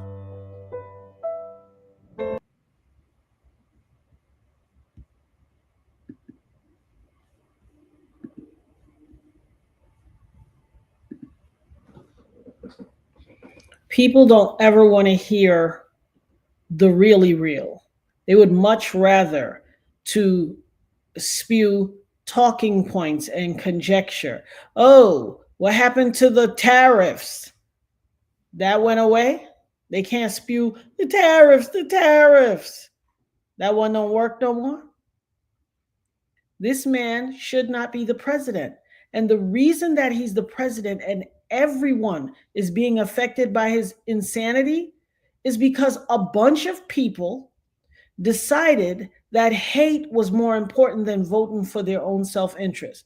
If he was voted into office because people truly believed that they were voting for their own self-interest and that their lives would personally improve, that would be one thing. He is in office because people were voting on hate with the intention of hurting other people. People were galvanized by the notion of kicking people out of the country. Why you want to kick them out of the country? Just like the lady said in the video earlier today. Oh, everyone wants to blame the Haitians, but the Haitians made Springfield, Ohio, their, what did she say? The value of their revenue, property value and everything hit $6 billion for the first time in the history of recorded records in Springfield, Ohio. But you mad at the Haitians. That only happened because they came back. You're saying talking points like, oh, our infrastructure and our system couldn't handle the influx of 15 to 20,000 additional people. Lie. You just finished saying our population went from 80,000, it dropped down to 60,000. So you had room for 20,000, especially 20,000 that are bringing in tax revenue and not drawing from it. But that be people's lies. Talking points never are rooted in fact. They are just scripted talking points that people redundantly spew like verbal,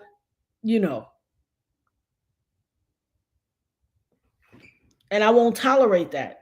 You got to come to me with tangible facts, credible facts. You cannot come to me with spewing talking points. It doesn't mean anything. And never attack anybody's children in here. I don't play that. Natanya love the children. Don't attack anybody's children. And I don't care if those children are now college students or consider adults. They're still children. And the only reason that you know them is because you know them by way of being children. Someone's children. I don't play that. I just don't like it. But federal employees are losing everything. And I'm sorry. I hate what's happening to them. But let's be 100. Some of them voted against their self-interest too. Do you see the record number of people that voted for this man? What did they say? 70 million votes? You think all those people thought that he was great. They're all over the internet crying. You don't turn so quickly. It is like the loyalty that people have with what's going on? Star, what's happening?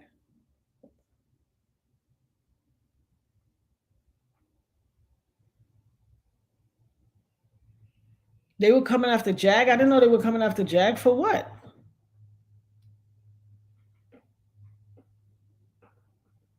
Yeah, these people are not friggin' voting for their own personal interest because they think Trump is so skilled at a particular thing that it's going to increase the quality of life for themselves. They were voting, yes, deport those people. Yes, kick them out. And look who got caught and snared in the trap. I told y'all when I did that thing well before the election, I said, this man is a grifter. You need to know who you got. You need to know who he is. All the Trump humpers. No, he's great. Tariffs, this, that, all that. Look, child.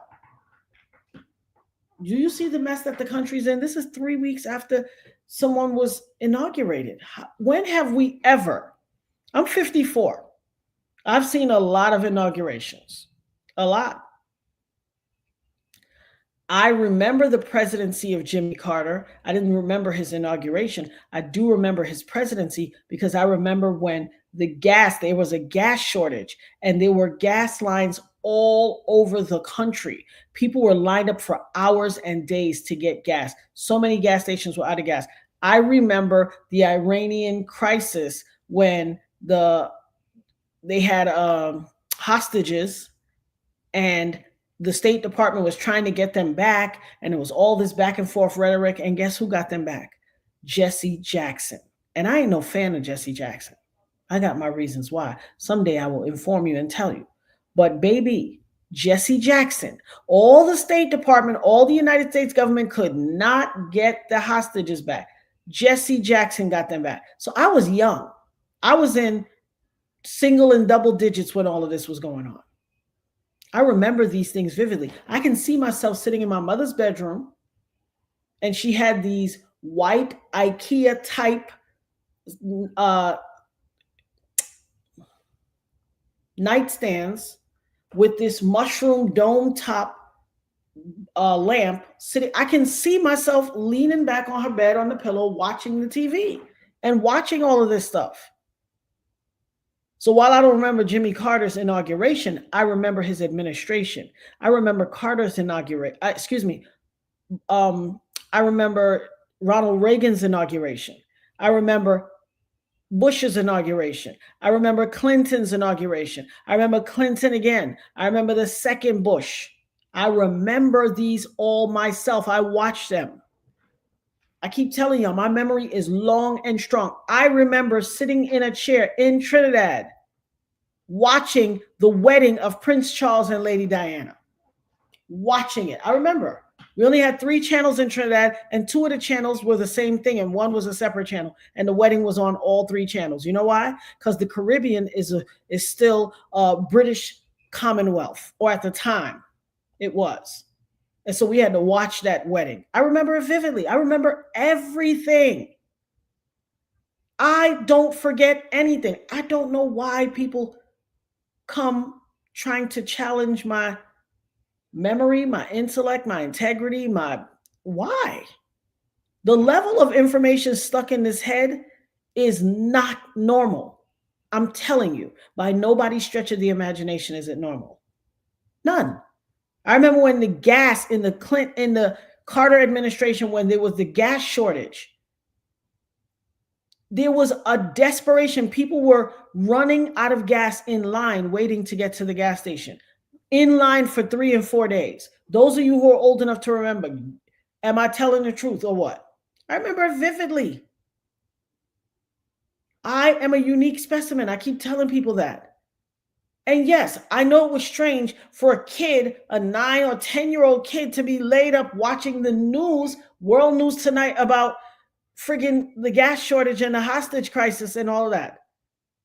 And Anwar Sadat and Menachem Begin and the peace accord and all. I remember this vividly. I am not your run of the mill. I keep telling y'all I was grown when I was a child.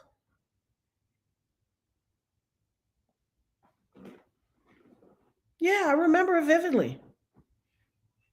I remember it vividly. I remember, not just do I remember the Diana and Charles' wedding, I remember when he was courting her, when she was first still working at the daycare center. And he came to the gate courting her, and all of the paparazzi took a picture, and she went to chase after this little child, and they made a mockery that her skirt was kind of see-through. She didn't know they were coming there. She didn't expect them. He lined her up. He was using her. He couldn't marry Camilla because she wasn't of royalty. So he couldn't marry Camilla. She didn't fall into the line of royalty. But I also remember with my mother and them around talking, and I wasn't mature enough to know this at the time, but I remember them talking that Camilla went on their honeymoon. Listen, this brain ain't run of the mill. I remember Gorbachev too. Remember Gorbachev had the birthmark that looked like an oil spill on his head. I remember that vividly. Who's that said that? You remember that, Kim? Remember that Gorbachev big birthmark on his head? I'm not run of the mill by no stretch of the imagination. You know what? I think it wasn't so much Kim that she saw something in him. Oh, I remember the blackout. Who asked me if I remember the blackout? The blackout was 1976 or 76 or 77. Toinette. Yes, ma'am. I remember the blackout. And let me tell you the crazy thing about the blackout. We were, that summer, my stepdad took us we went on a, what's the train? Amtrak. We went to his sister's house in Pittsburgh first. Then we went to some other city, and then we rode the Amtrak all the way to Georgia, to his family's house in Georgia. And I remember the whole thing vividly. And then on the way back up, going back up to New York, we went back to Pittsburgh. And while we were in Pittsburgh, the blackout happened. And my mother said, don't bring them back. Let them stay. And I was angry. I wanted to be in that blackout. I was angry. I know one thing. When we came back, everybody in my neighborhood, and we lived in a nice middle class, everybody had new TVs, new refrigerator, new everything. I remember that vividly. Yes. Now, I ain't gonna front. God knew that my nerves wasn't good for that dark, because when I was younger, I did not like the dark. I don't know why. But that blackout was treacherous. People had to sleep on the park benches, and it went on the blackout was for a few days. Wasn't it for about 4 or 5 days? It was mayhem. Mayhem. I'm talking companies were parking their vans, like the white, Chester van in front of their businesses. People was getting together, showing on the news, getting together and moving the van and breaking in the store and taking everything. Everybody had knew everything. The good old days back in the 70s. Yep. Yeah, I wasn't a fan of the dark back then. The dark wasn't my thing.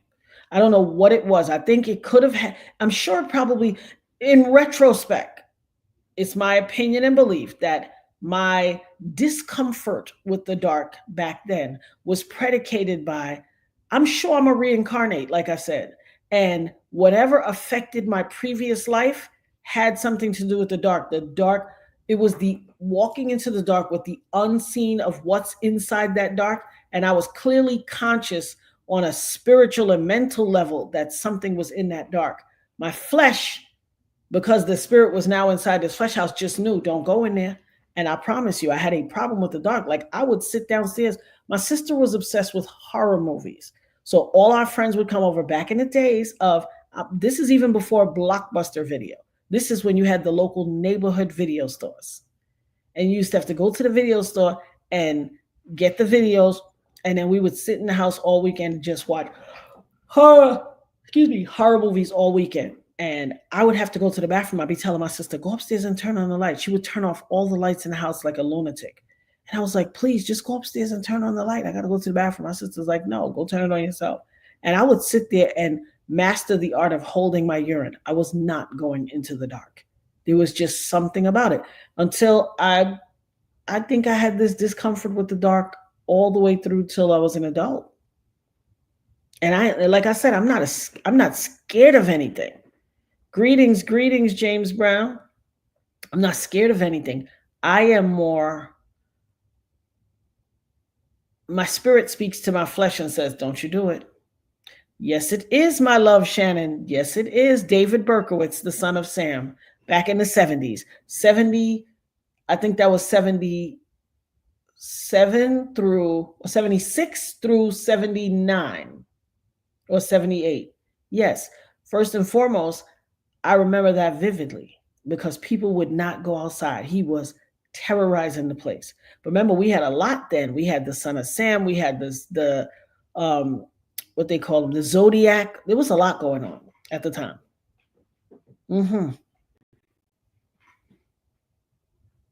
Jaws, I'm okay with the dark now because I don't have fear. That's why I'm okay with the dark now. Yeah, it was treacherous. Because remember, if you know anything about the son of Sam said that he was out there annihilating people because the neighbor's dog, Sam, was speaking to him. That's why they call him the son of Sam. He said the dog told him to go do it. That sucker was taking couples and everything. Yes, the Atlanta unalivers, the Atlanta child unalivers, I remember that vividly too. That started in late 78, 1979. It went to late 78 through 81. And they called them Atlanta's Missing and Murder. And let me tell you something. I remember listen, let me tell you something, how much I remember. I can remember children's name from that list. I can remember I know that Wayne Williams, who is widely known as the Atlanta child unaliver, was never convicted for killing not one child, unaliving not one child, and he was only convicted for the unaliving of Jimmy Ray Payne and Nathaniel Cater. You don't believe me? Somebody go Google it right now. And remember, this ain't nothing I said, oh, let me look up and tell them. I'm sitting here talking to y'all as you brought it up. Who brought it up? Go somebody Google real quick. Who was Wayne Williams convicted of unaliving? Nathaniel Cater and Jimmy Ray Payne, the only two, and those were two adult men. He was not convicted of unaliving not one single child.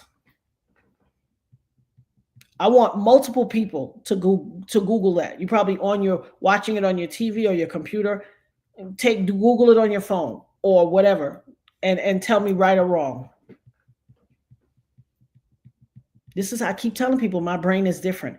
And John Wayne Gacy, yes, when I was in high school, I was in the ninth grade. I was 14. I used to work at the the New York Public Library. And that was the first book I read. And he was on the cover of the book with a president in a clown suit. And it was like, sometimes the devil has a clown's face. Yep. Oh yeah, the SoCal stalker, Boston. I remember a lot of those cases too. And BTK, the BTK, which stood for bind them, torture them, and unalive them, but with a K.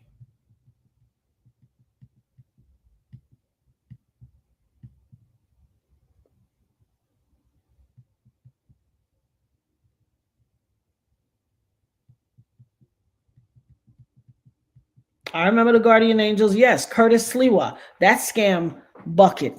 Curtis Sliwa, first they started out good. They were supposed to be local. They considered themselves like a paramilitary type group, but they were a local group. They called them the Vigilantes, the New York Vigilantes, the Guardian Angels. The leader of the Guardian Angels was Curtis Sliwa, and he was married to Lisa Sliwa, who actually is a friend of mine. And she had a long-standing show in New York on Hot 97 called Street Soldiers. And she interviewed me many times.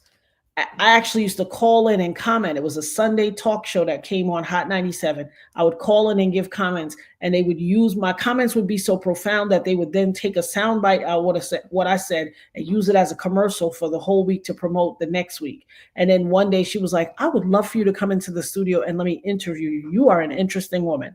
And I was like, okay. And I remember the first time I went up there to the Hot 97 and was interviewed by Lisa. She went back to her maiden name, Lisa Evers.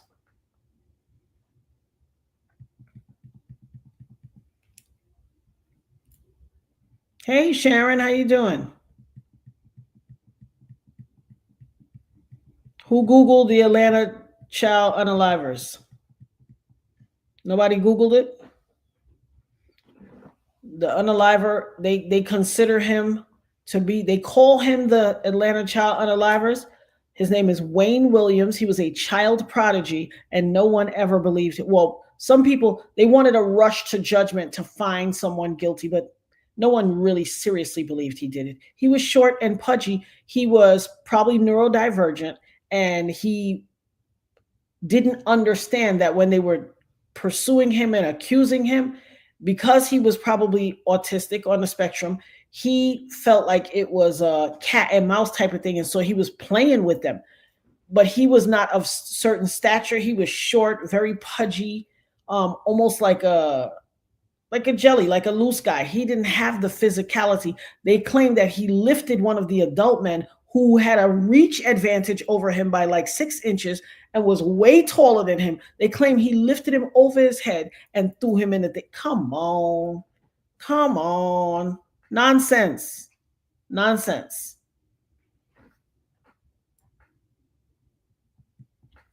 Was there not an issue on the subway that started all that? An issue on the subway that started what? I remember we had the issue on the subway. They call it the I know his name by heart. I can see him in my head right now. I remember the names of the boys. Oh, well, the issue on this. Oh, you talking about the guardian angels? I think it was an issue in Central Park that started the guardian angels, and then they started being on the trains and all of that. But I know the guy you're talking about is I know the subway thing you're talking about, because it was some 4 teenage boys or 5 teenage boys, and one of them walked up to him and said, the Atlanta unalignment involved 28 things, primarily children, young adults, some known victims as Edward Hope Smith, Alfred Angel. I remember Luby Jeter. Yeah, I remember that name very, very. And there were 2 girls out of the bunch, and people speculated that the 2 girls might have been other cases. They just did the girls to throw them off.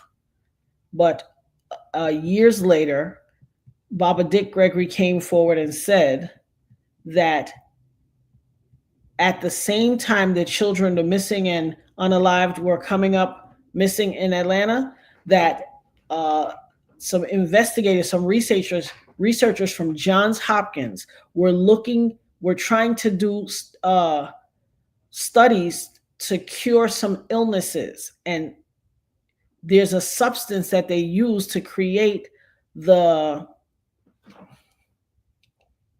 they needed something from the human genome that would create something called interferon, which would cure a whole lot of cancers and all type of other illnesses. The only way that you would get interferon from was the scrotal sac of prepubescent boys. The scrotum sac of prepubescent boys. And that is exactly who the boys were that were being, whatchamacallit. And Baba Gregory said that once they examined the bodies, they kept finding these 2 little puncture marks in the scrotal sac of those boys, but they didn't know what to attribute it to, because it was chaos. And they had never had a big case like that. And they wanted to rush to judge somebody to solve it, to say they did it.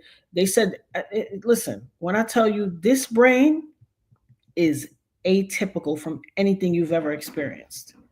Bernard Getz, I remember that. Come on through, Shannon. Bernard Getz, the 5 boys on the train, the teenage and young guys, and they said, let me hold $5. And he said, oh yeah? and he pulled out and cacao on that train and walked over. I think his name was, I'm gonna tell you his name. He capped a bunch of them and he walked over one and said, "You don't look so bad. I'll give you another." Pow, pow, pow. And I think he either unalived him and the other one was paralyzed for life. Yep.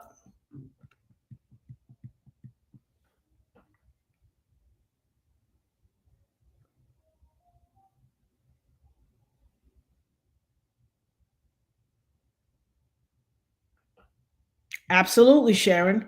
A few more happened while he was, because it was never him. It was never him. And they said they had a theory who it was. They felt like it was a racist organization of, in Stone Mountain, Georgia, it was Klan territory. And they felt like the only people that could have walked into the community and taken children out without being suspicious were white people or police officers. And they theorized that's what it was. And they were, it was widely suspected that they were Klansmen and they were looking for people to sacrifice. But when Baba Gregory came out years later and said about the puncture marks in the scrotum sac of prepubescent boys, and they started doing the research, I went down the whole rabbit hole. I read all these medical things down the internet rabbit hole. I looked up interferon, and then I backdate. You know how they'll have hyperlinks for you to go. And when I went all the way down the rabbit hole of the interferon and the research, guess who was in town when those missing and unalive started happening? The researchers from Johns Hopkins Hospital in Baltimore were in Atlanta researching. And that is when the origin of the research started happening for the interferon, 1979 through 1981. Somebody go down the rabbit hole and look one day when you ain't got nothing to do. Hit all them hyperlinks, see where it take you back to. And now interferon cures illnesses all over. So the DNA and the medical biological material from those young boys saved the world. It's a lot of things people don't know. Listen, this is why I tell y'all, I don't have time for play. I don't play with people. I don't start no stuff. You know how much is going on in my head? You think I got time to start some stuff with people? No. There's a lot taking place up in here. Nancy Reagan took a picture sitting on Mr. T's lap. I remember. And that's when she was doing that. Don't fight, just squash it. Y'all remember that foolish campaign? And everybody was walking around, we don't have beef, we squash it. Nancy, listen, have you ever heard the history of Nancy Reagan? Baby, they said she was a busted baby. She is the busted wide open out in Hollywood. Wild child, of my opinion and belief.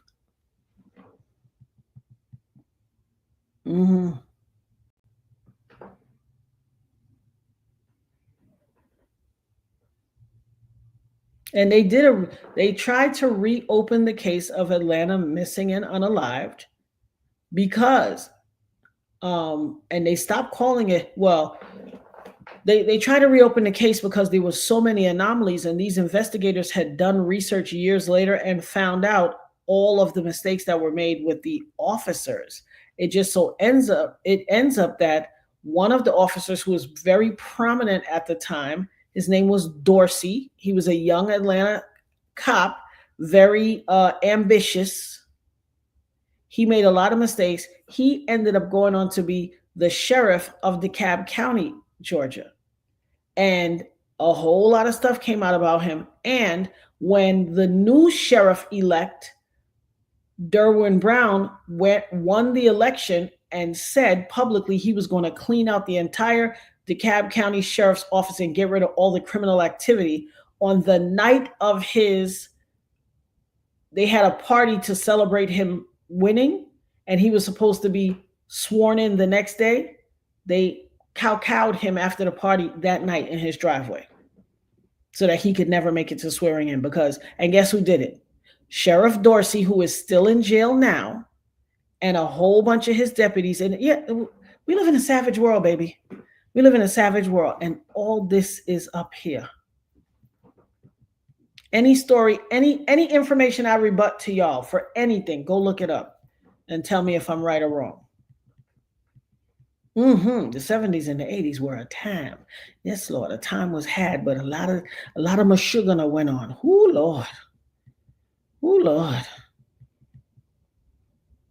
Yep, she said, just say no. And just say no to rugs and squash it to beef.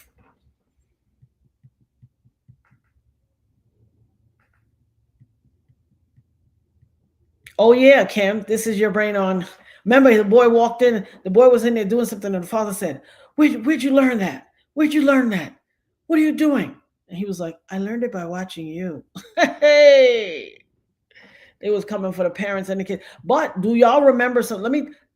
This is to prove how much of a time the 70s and the 80s were. Do y'all remember a commercial used to come on? And here's the tea of all tea for that commercial. It didn't come on at 8 o'clock or 7 o'clock, a respectable hour. It said it is 10 p.m. Do you know where your children are? You know what the world got to be when you have to ask a parent if they know where their children are at 10 p.m.? 10? Think about it. Think about it. We was living in the OK Corral, baby, scallywag times. Could you imagine? 10 o'clock, you said, listen, it's 10:56 now. Imagine me, a commercial coming on. I'm like, where them kids at? Go look outside and see if you see them kids. What? 10 o'clock? You ain't got no business in no street at no 10 o'clock. The Mensa unaliver? No, what decade was that? When was that? I don't. It doesn't roll off the tongue. Tell me about it. Whose son? Oh, Justin Trudeau. Okay. I saw Margaret Trudeau at the top, so. Oh, yes, honey, the Murdochs now. That was some foolishness. But you know what that was? A lot of that was privilege.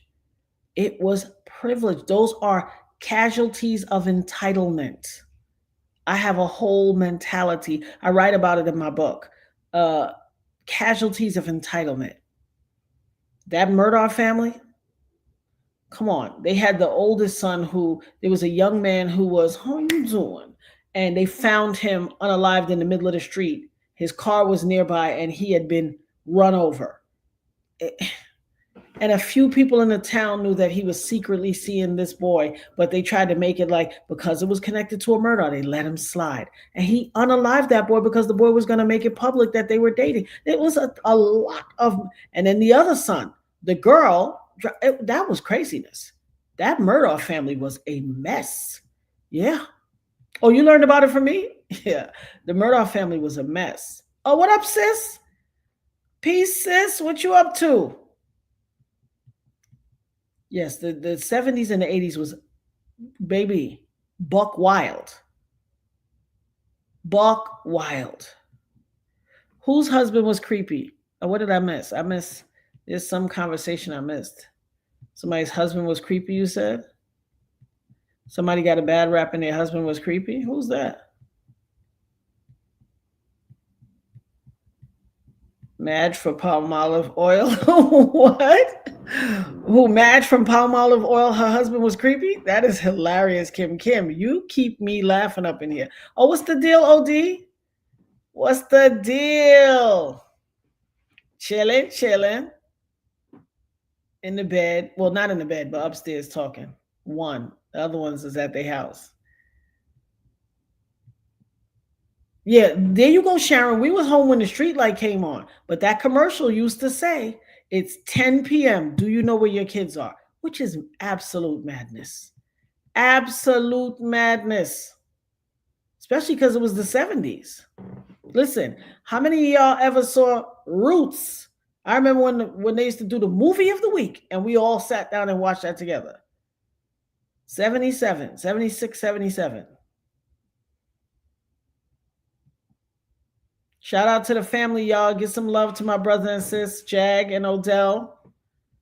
Shout out to Ada and her family and her rehab. Hawaii had something to do with it. I think I'm missing some stuff. I'm missing. Yeah, casualties of entitlement.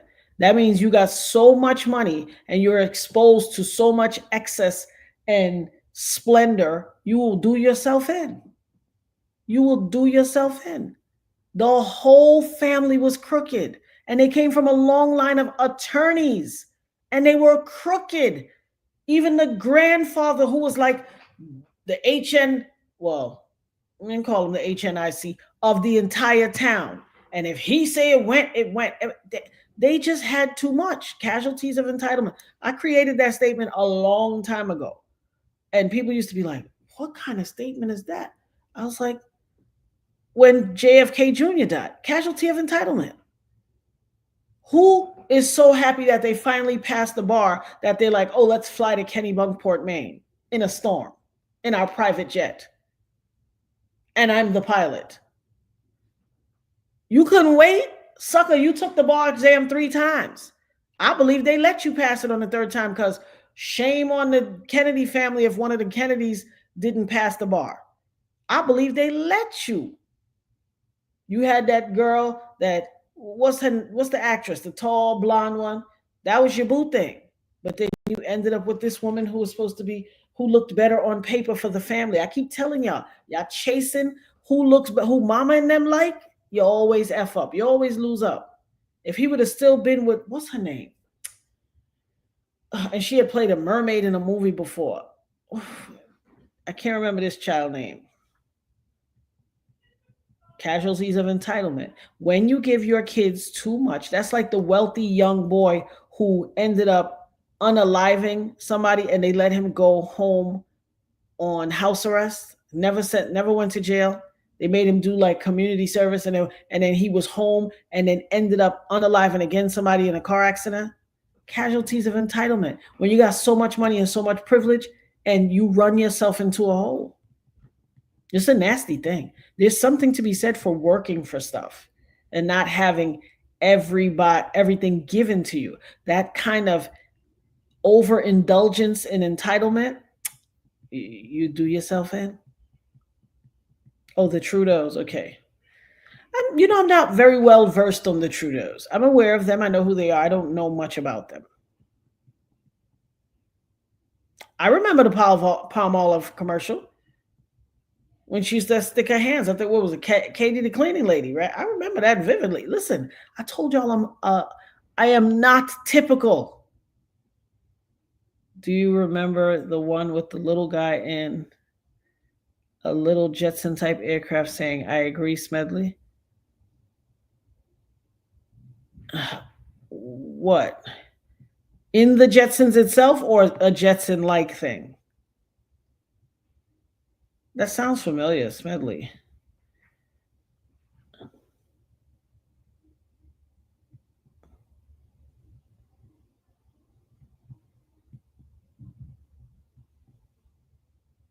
Absolutely, justice and prayer for Ada.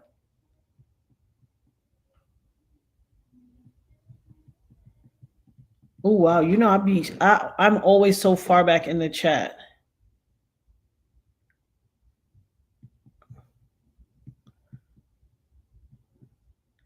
"60 days in." What? He's in jail because of what? He's now doing the 60 days in, or he's guilty of something? Are you kidding, Kim? Yeah, they certainly ran it like the good old boys. Daryl Hannah. Thank you, Marsha Guy. Daryl Hannah. He was in love with Daryl Hannah. He loved that girl. That's how far back in the chat I am.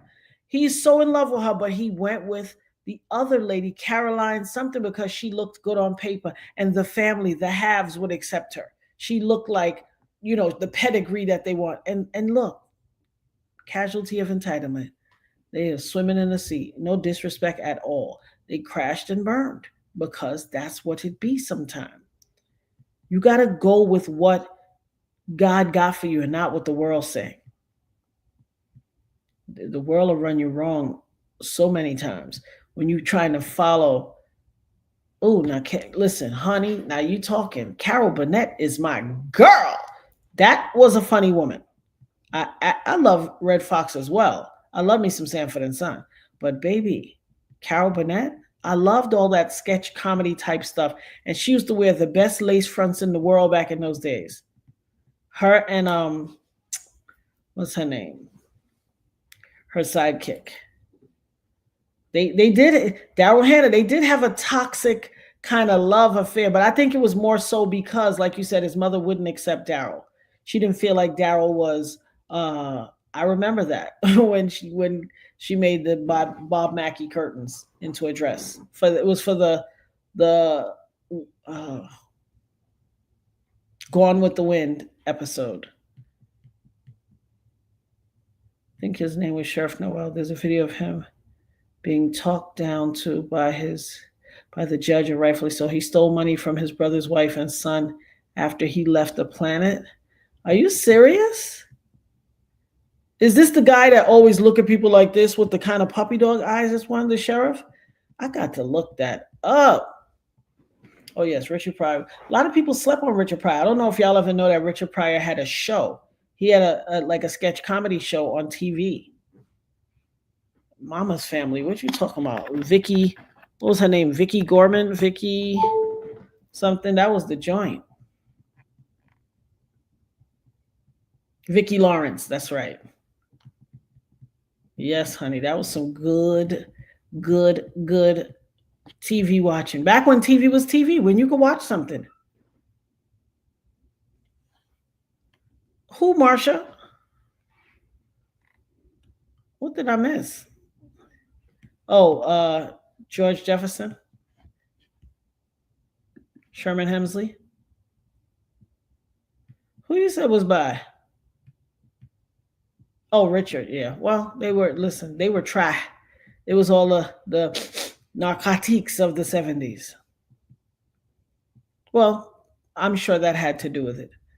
And then they also had proclivities towards it.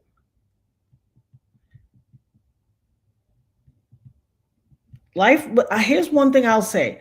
I do miss the 70s and the 80s because life was a simpler time. I'm going to tell you how much I love the 70s and the 80s. So I think whenever you have a period of life where you're coming of age and you get this level of awareness of who you are as a person, yourself, that becomes something indelibly marked in your spirit. You start to attach yourself to that when I came to know myself, period. And that's what the 70s and the 80s, predominantly the 80s, represent. Not the least of which is there was such a representation of us in the 80s, like on TV. We could see ourselves on all these shows. We could see ourselves and we were coming of age. And life just had a simpler tone. When I get into when I feel a kind of like, when it feels like the world is being too much and a lot, and I have to go back and what, first of all, Matlock, baby, it don't get better than Matlock to me. I don't know what it is. Matlock is my show. When I'm in a spot, when I'm in a way, I can put it on Matlock and the world is better. If I'm really having a day, baby, Heart to Heart. Nobody gets it like Heart to Heart. I absolutely love Heart to Heart. When I get into a mood, I gotta watch Dweezy and Florence. I gotta watch Florence Be a Smart Aleck. Something about it. I like those old shows. They just bring me back to a kinder, gentler time. It makes me feel safe. I can see my mother. I can see myself as a child and feeling safe with my mom there. And we used to put on our robe, and you know what I'm saying? It feels nostalgic and it feels safe, and it feels just you didn't have a care in the world. Moonlighting was my joke. Everybody, excuse me, that was my joint. Moonlighting, not the least of which is that some walk by night, some fly by day, moonlighting strangers you just met on the way. Baby, that's smooth. Well, you know, anybody of that generation, we had to watch The Little Rascals. That was our joint. I'm the barber of Seville, Figaro with, I Alfalfa and Stymie and all of those little kids. We had to watch that. Oh yeah, Merc, She Wrote was my joint too. It takes me back to a kinder, simpler. First of all, Merc, She Wrote was my joint, not the least of which is my family. My mother has property in Martha's Vineyard, and I tell you, that New England kind of is so comforting, and it's just so it's a thing. It's a thing. Matlock, that's just my joint. It was just my joint. I love intellect. He represented someone who was so intellectual, even though he was a little kooky at times and a little okie dokie dokie, he still was brilliant, and he always won and got the best of situations because people would underestimate what appeared to be this Andy Griffin hokey dokey kind of outer exterior. They didn't see him. They saw him as an old country boy, so they thought they could get over on him. And I love that. Underestimate your opponent, you will always get it. Heart to Heart is my joint. I liked all of those. Perry Mason was cool. He was a little mean, and it resonated through. I never really believed he was just the character he was playing. There was something about him that came across as very mean, and it didn't really resonate with me. Didn't. And we don't even have real, like, there's no real TV like that. I mean, I did watch. What do you guys think about that show that had everybody freaked out because they had the skywriting that said, believe the lies or lines, or read between the lines or something like that? What's the name of the show? Vanna! Does anybody know that show I'm talking about? I watched that. For those of you who are what you would consider conspiracy theorist type people, I think you should be watching that show. Now, Gilmore Girls was out of my age range, so when that was going on, I was like, that wasn't for me. Now, Cagney and Lacey, Laura, that was my joint. Now that you took it back. You took it back on Days to the Hill Street Blues days and all of that. Yep, Cagney and Lacey. Nancy Drew was my joint too. New York Undercover, indeed. Yep. Webster was good too. Although Webster, I have to say, was unbelievable. I would say Different Strokes was a little more believable. Webster just gave off, it came off weird. It gave off white savior vibes to me. It was very, very weird. It didn't look natural. Their last name was Greek, something. It just popped in my head. I can't think of it now, but it'll pop in a second.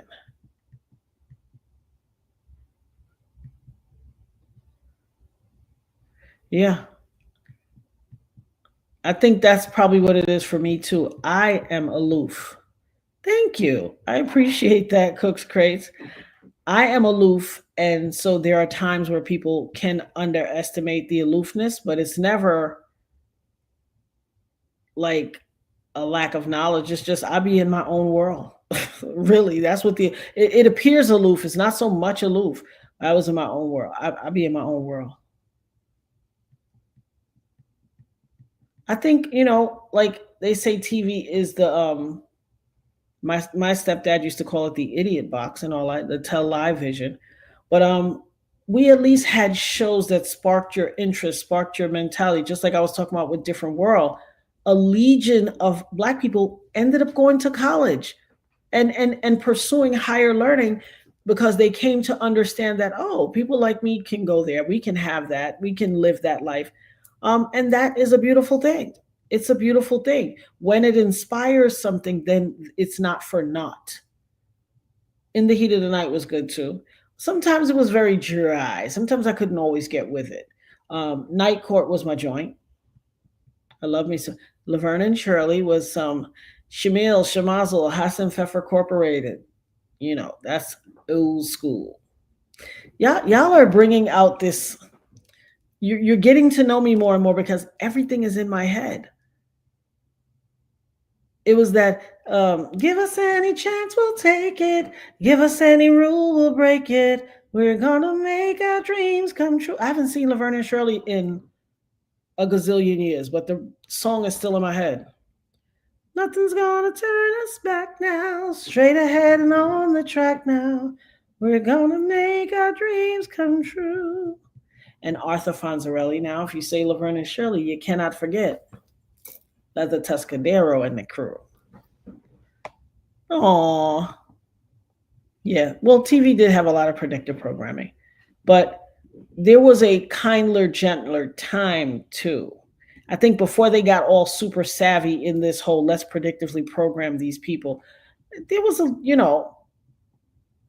now you always had the 227 and the Golden Girls were those type of shows that I guess from a perspective of they're anesthetizing us while they were doing all types of other nefarious things under the, in the right before our eyes. Kim said, I should have known I was a lesbian then. LOL, love Cagney and Lacey Laverne and Shirley. You're so silly, girl. You're so silly. ER was dope. Absolutely. A lot of people went on to become doctors or nurses or work in some degree of the medical field because of shows like that. Definitely different strokes. A Different World is my joint, of course. I love it. I love that so many people decided to pursue pursue higher education. Is New York Undercover on Tubi? See, I love New York Undercover, but I have an issue with Tubi. So here's something that a lot of people don't know about Tubi. I don't know if you guys remember in the 80s when In Living Color came out. And back in the days, all the little shows, the black shows used to come out on Fox. I don't know if y'all remember that. And so a lot of people may not know the halftime show at the NFL, the NFL halftime show, in its incarnation that it is now, this big production with all these celebrities, the only reason that exists is because Keenan Ivory Wayans and his siblings, when he made In Living Color, this little thing is swinging and swinging, hitting my glasses, annoying the crap out of me. When he made In Living Color, what people don't know is because they would come on Sunday and the Super Bowl was on Sunday, they created something they called the halftime show. And so during the Super Bowl, people watched the Super Bowl and then ran over to Fox and all watched In Living Color. And the ratings for the Super Bowl dropped drastically while everybody was watching In Living Color. And then when the halftime show was finished, it went back up. And the NFL, Fox, everybody paid attention, like, hold on now. Everybody ran to see that little show we got over there on that Fox channel. That's when they started letting all the different little black shows come on Fox. It was everything on Fox. And then guess what they did? The minute they started, they even lobbied. Remember, the Super Bowl used to come on CBS. Monday Night Football was ABC. It used to come on the primary big three channels. But as soon as In Living Color did that NFL thing and they decided to orchestrate their own halftime show with celebrities and stuff, they dropped those black shows like a hot potato. Every one of those black shows was gone instantaneously because Fox used all the revenue they made from those black shows to go and buy I think they might have paid $1 billion to get the NFL over to Fox. And then they dumped everybody. Well, guess who owns Tubi? And who's doing the same? I knew it when every black show was on Tubi. Tubi. I was like, who? What is Tubi? Then when I started watching Tubi, it got all these little draw you in black shows, which is good. We need a repository, but we need to learn to create our own. Guess who owns Tubi? Rupert Murdoch, the same man that owns Fox. I knew something ain't passed the smell test. I was like, something don't pass. They're going to dump everybody. And remember, Tubi is a digital platform. They're going to dump all them shows in no time. Everybody named Mama got a show on Tubi. Papadopoulos. Oh, yes. Their last name was Papadopoulos. Go Locked. Yes. Oh, The Facts of Life was my joint. Now, you couldn't tell me nothing about The Facts of Life, girl. That was some, it was a friendlier time. Oh, Magnum PI? Smith and Smith? What's Smith and Smith? Smith and Smith. That doesn't sound. Now I'm gonna tell you, Twilight Zone was good because I love those kind of,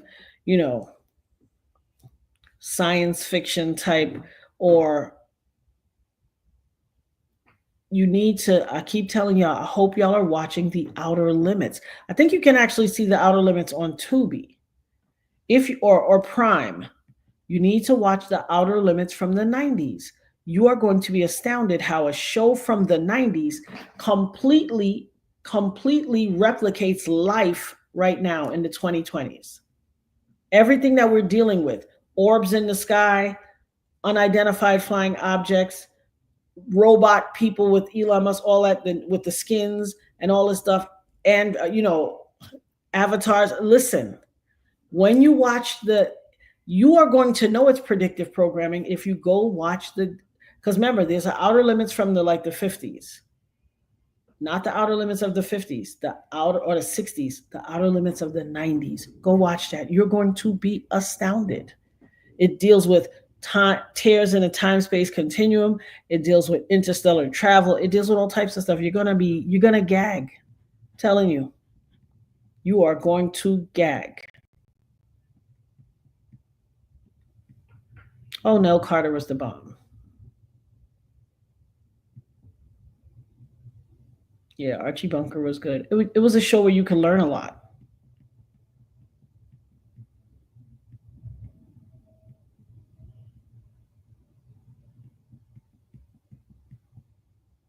Yeah, a lot of times. Oh, Hill Street Blues was good. That's old school.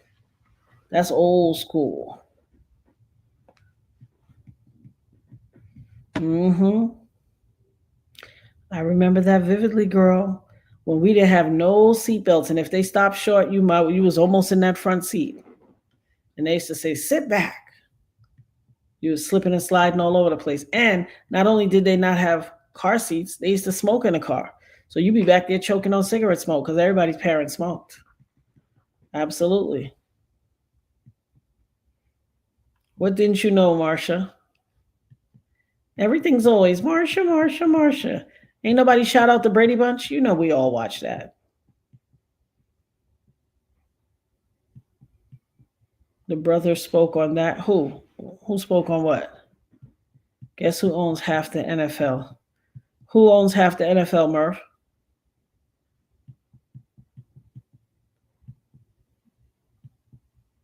Who?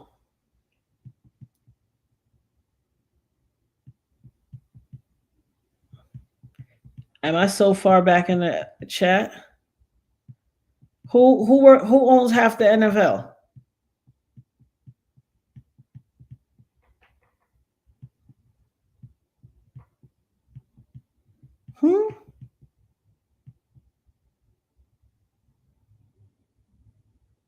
Silver Spoons was good too.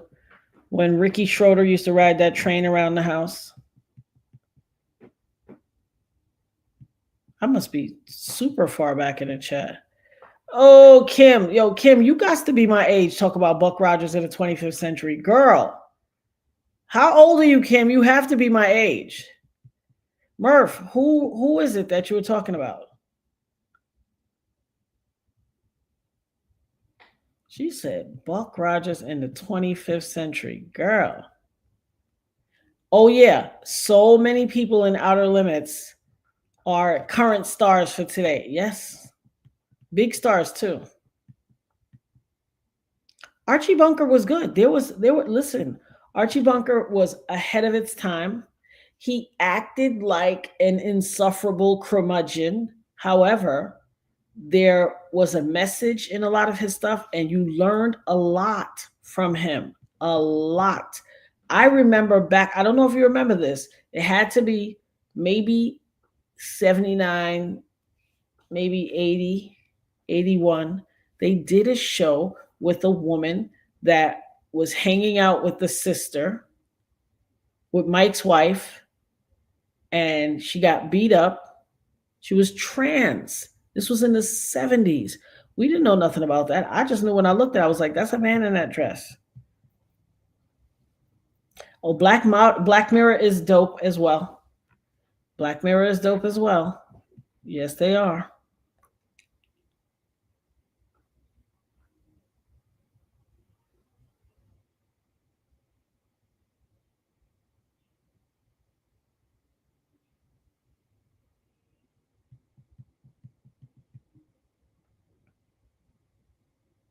Oh, a lot of stuff was said on those whole shows. They was dropping N-bombs like it was going out of style back in the 70s. They used to say Nook, Ninja on TV all the time.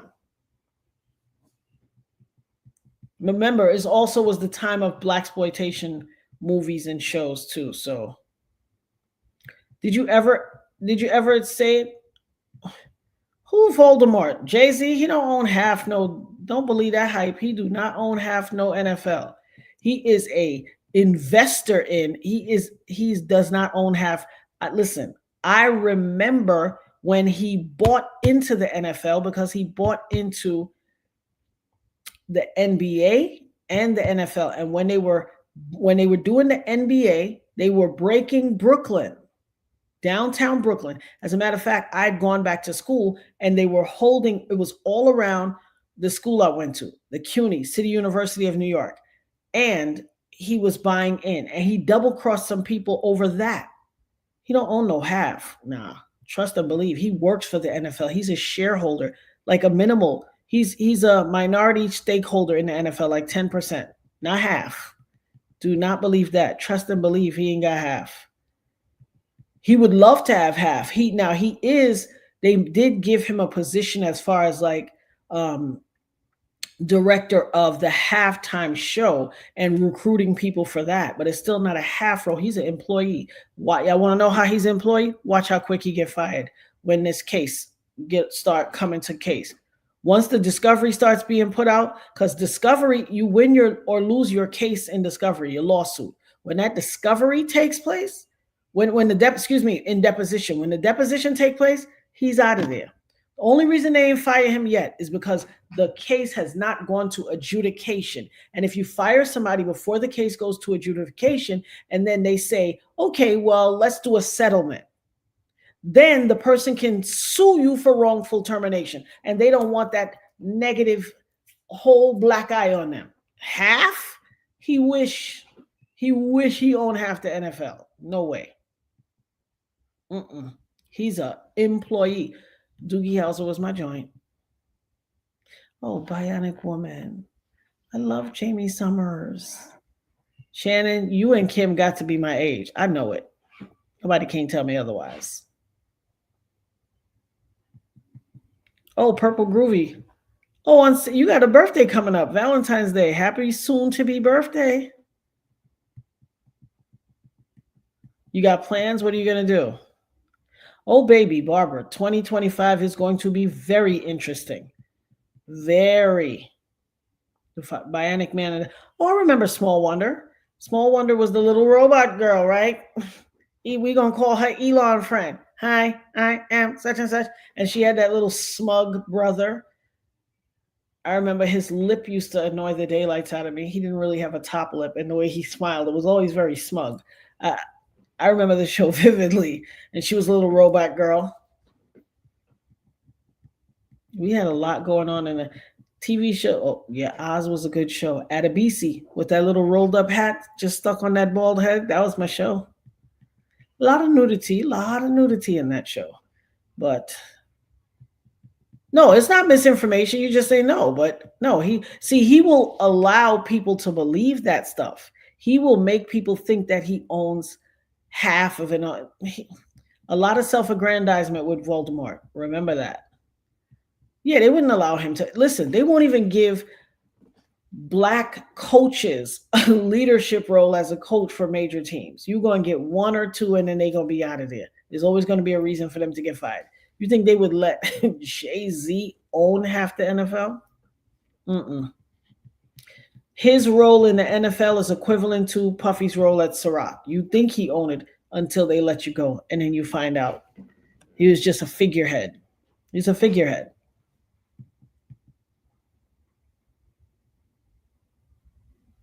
Ooh, Kim, now that would be some tea, girl. She said, I hope they meet him after the halftime show and during it and escort him out of there. Girl, that would be some kind of tea. That would be a whole mess. Oh, you told me that before, Shannon. I got my nerve. You said 54. Oh, you 54 too? Cook's Crate? Yeah, we all see that's that.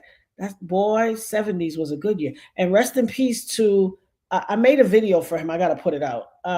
Rest in peace to Irv Gotti. Listen, he has been controversial at times. I'm not always a fan of the things he says, but I feel like 54 is premature in a time where we have access to natural remedies and things of that nature to heal our bodies and to be able to live and have a healthy quality of life.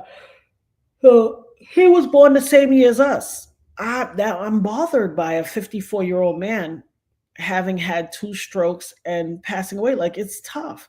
Not the least of which is diabetes, brought on by diabetes. Same situation with my husband.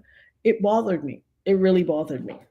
And whether it was Irv Gotti or, Gerv Adi, I don't care who it was. I just feel like 54 is so young to depart off of something like that.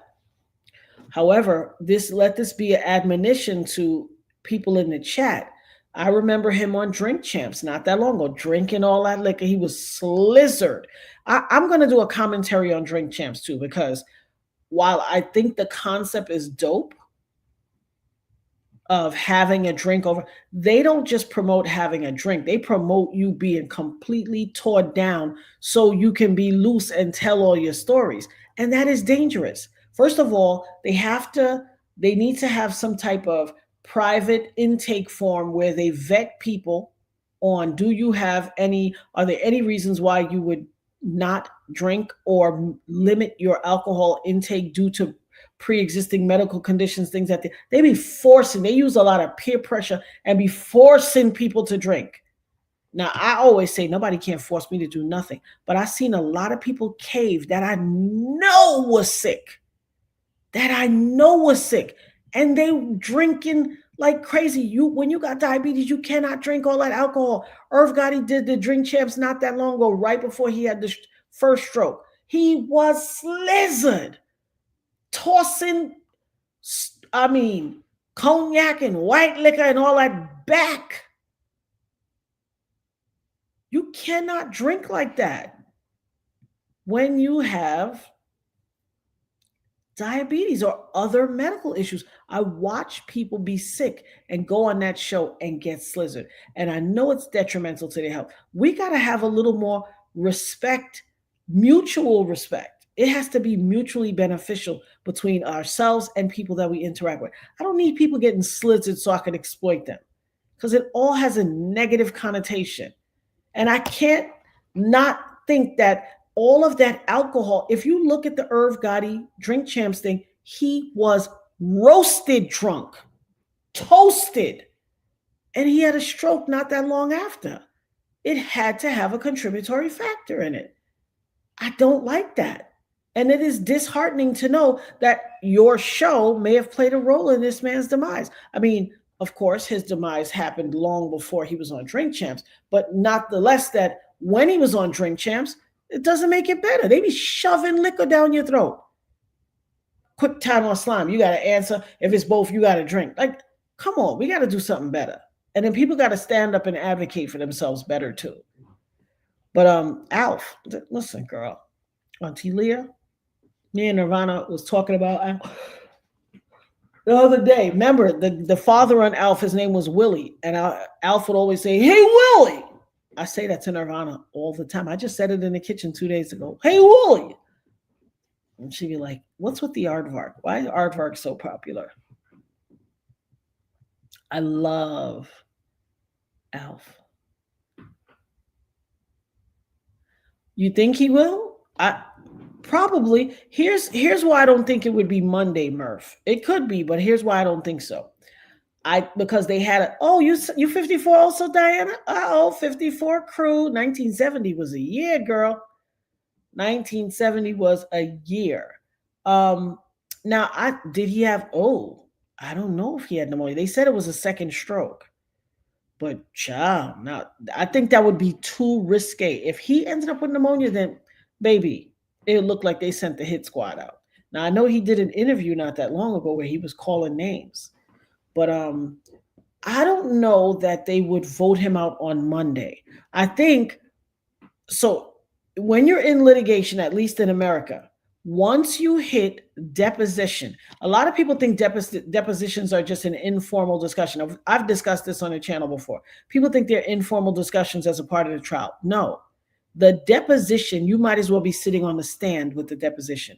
What they do is call you into an informal setting, but that's the case. People win and lose their cases based on deposition every day. I see people go into depositions, don't take it seriously, just think it's a question and answer session, doing all kind of face movements and why I gotta answer? I ain't gotta answer. Baby, you are literally, you might as well envision yourself in a deposition. I don't care if you're in a coffee shop. I don't care if you're in a boardroom, in a conference table. You better envision yourself on that stand in a courtroom because that's where you are. People don't know. They solidify your answers during the deposition, and then in the courtroom, they only try to impeach everything you say as soon as you say something different. And always remember, when an attorney asks you a question, they're asking you because they know the answer already. The answer's in the question. They say, so, and you wore a red shirt, is that correct? And you were, and when, never let them ask you. I have a company I created called Dep Prep, which stands for deposition preparation. Because a deposition is a whole different thing. It is not your run of the mill. I have clients that I prepare for depositions that pay me good money. Dep prep, because you need it. Most people lose their cases because they've never been in a deposition, and attorneys could care less. They don't care if they help you or not, because guess what? Like them teachers used to say, oh, you don't have to pay attention. You want to clown out in school? Okay, I'm going to still get my check. Same thing them attorneys be thinking. They'll help you. They'll let you run yourself into a hole. They still getting their check. They don't care. Oh, I'm so sorry to hear that. You know what? A lot of Vietnam could very well have Sassy Cassie. It's something called Agent Orange. I knew a man who was a Vietnam vet, and he told us he was sick with that Agent Orange. His hands were I don't know if you ever saw The Corner or The Wire. When the dope fiends had them big swollen up hands, that's how his hands were. His name was Charlie. He was a mechanic. Y'all heard me talk about Charlie before. He was a mechanic. He'll fix anybody's car for the low. He'll give you a whole new carburetor for $42 and a Coke.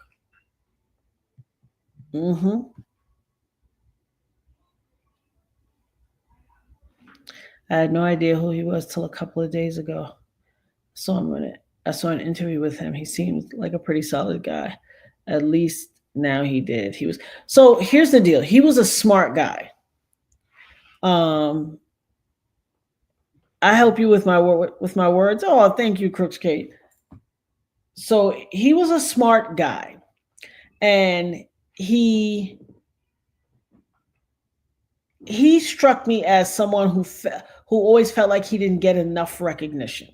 So you know how people act when they talented and they do their things, but they feel like you're overlooking them. And he was very smug and condescending. He could be very smug and condescending. However, he admitted years later that it was as a result, his smug, condescending way made him lose a lot of opportunities, made him get into a lot of things, but it was predicated on a lot of drug use. He said he was very high during those times. So for all intents and purposes, to hear him make that, admission and actually repent for a lot of the reckless things he said and did, nice. It was refreshing to hear him say that. However, he still had a residue of smug. Now, I'll tell you, a lot of why he was cranky was because a lot of why he didn't elevate as high as he wanted to had a lot to do with certain people, Voldemort included. Voldemort was slick. He tried to do a lot of people in that were connected to Irv Gotti, and because predicated on jealousy. But that nonetheless, while those things were foul, Irv Gotti was still reckless with his mouth at times. Now, I know why he had a chip on his shoulder, because somebody in the industry lined him up, dropped some evidence on him, and the feds raided his record company, Murder Inc. Raided them, took all their stuff, froze all their assets while they were trying to run a record company and make money with, they had artists on the roster that, bills had to be paid, records had to be recorded, all types of stuff. It was nasty work. They were on trial for a long trial. They humiliated them, made a mockery of them, froze all their assets. The company started falling apart. Guess what? They won and they were acquitted. But by then, that record company was eviscerated, baby. I mean, point of no return. Point of no return. By the same token, he was also a producer and stuff like that. He then ended up going into, they did, well, him and DMX was cool, but they did all that stuff to DMX to try to stop his career. And, they rode with each other.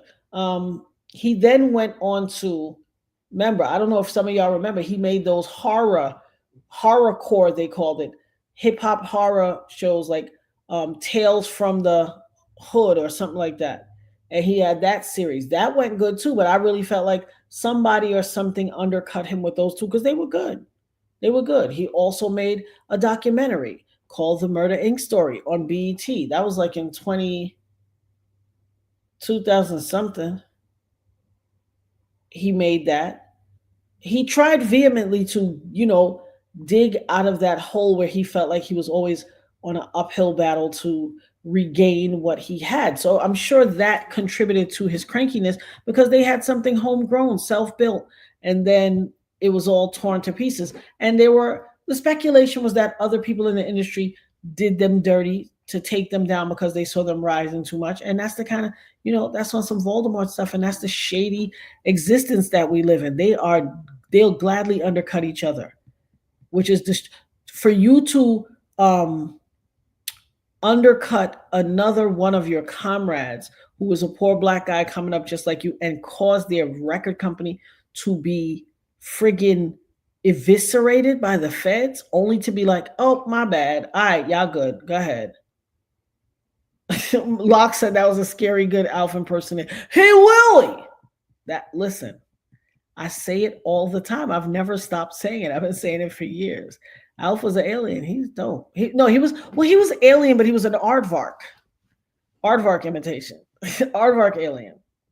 Lisa, you're 54. Look, we 19s. The 54 crew is in here. The 54 squad is up in. Yeah, absolutely. Absolutely. So he had fundamental good essences to him. He achieved something that was really good. He definitely did, but and I'm not taking anything away from him because still, who wants to pass away at this age? We have those of us who are 1970s babies, we feel young and spry, and we have so much left to give the world. So, that's okay, Franca. Avi, you got your late pass. You better stop in at Locked and get your late pass. Stop in at the dopest mod and get your late pass. Oh yeah, Yeshua is on the way, baby. Voldemort should be terrified. But here's the thing. When some people are truly narcissists, narcissists lack the capacity to have sympathy or empathy. They don't function the way our brains. So the way we would have a healthy fear and respect of the Most High, they don't. And that's the scary thing. They don't never see it coming till it's too late. Never. Never see it coming until too late. Nerds unite.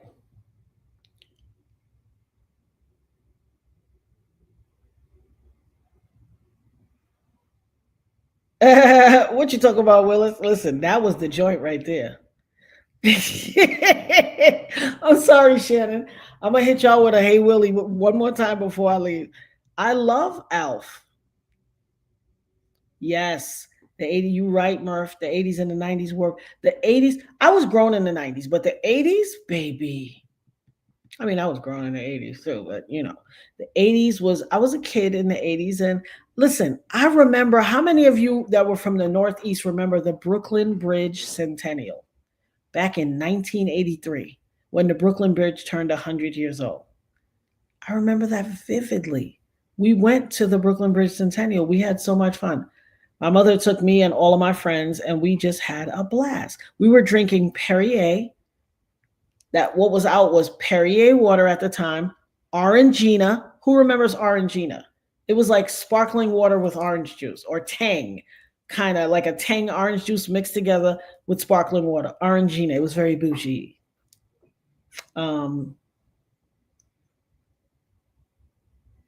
We you couldn't tell us nothing. We was drinking. We thought we were just like we were eating that rainbow colored popcorn, which is absolutely disgusting. Because I don't like sugar. I don't use sugar, and so I don't like flavors. I thought the rainbow aesthetically it was visually pleasing, and I love colorful things. But baby, my mother spent that money, and then I screwed up my face. She said, "What? You gonna eat that popcorn?" I was like, "Oh, I don't want it." You like, "You gonna eat that popcorn?" It was a big bag of popcorn too. It was disgusting. It's yeah, sociopathy lacks the ability for, but narcissism does as well. Most narcissists cannot empathize with you, which is why they're comfortable doing these things.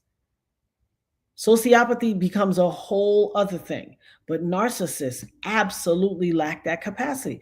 They never see it coming. Big Jim Wright. That the name sounds familiar, but off the top of my head, I can't. Big Jim Wright. What was he in?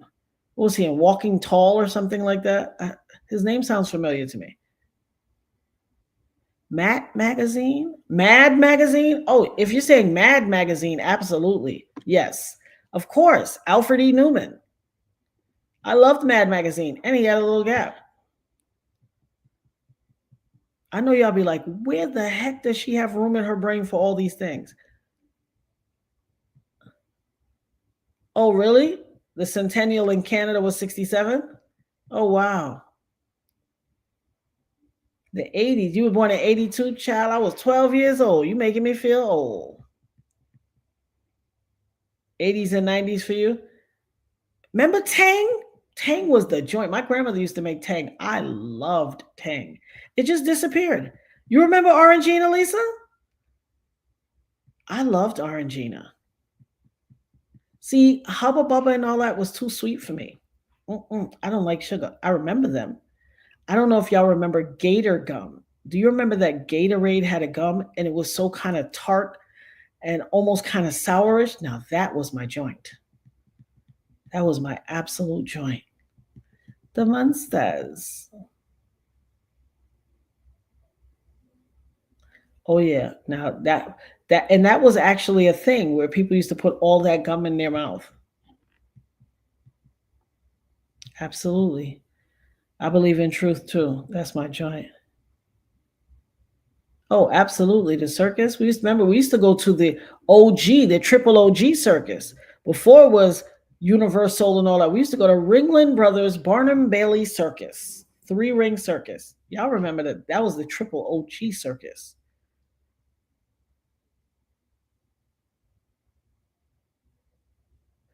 I like now that would be good to go back to the reality of honesty is the best policy, but I like the 80s. I like the 80s. If I could have the wisdom of now but go back to the 80s, baby, I'd be in ecstasy. Produced, I think he produced some songs from Mariah.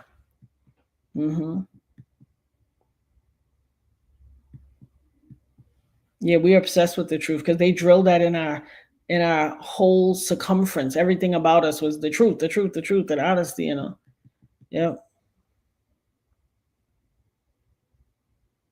Who was nearly in the circus? Wow. Oh, Charlotte. What? Who said what was nasty? Orangina. Tang. I love Tang. Baby, that was some good stuff. I loved it. Grape hubba bubba. Oh, that just sounds like a bunch of sugar. Sugar's not my thing. When I was 14, my mother, when I was 12, my mother came home and said she was going to be a vegetarian. When I was 14, she came home and said she was going to be an ITAL vegetarian, which is no sugar, no salt.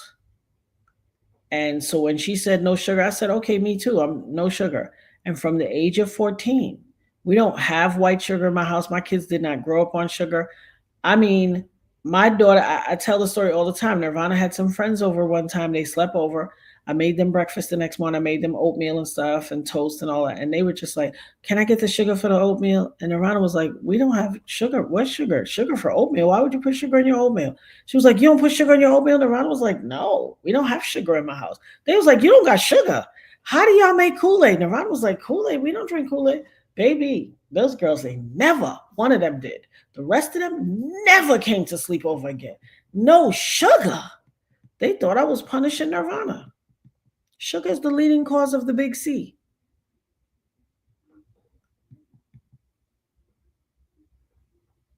No. It's not so much that they don't care about you, Murph.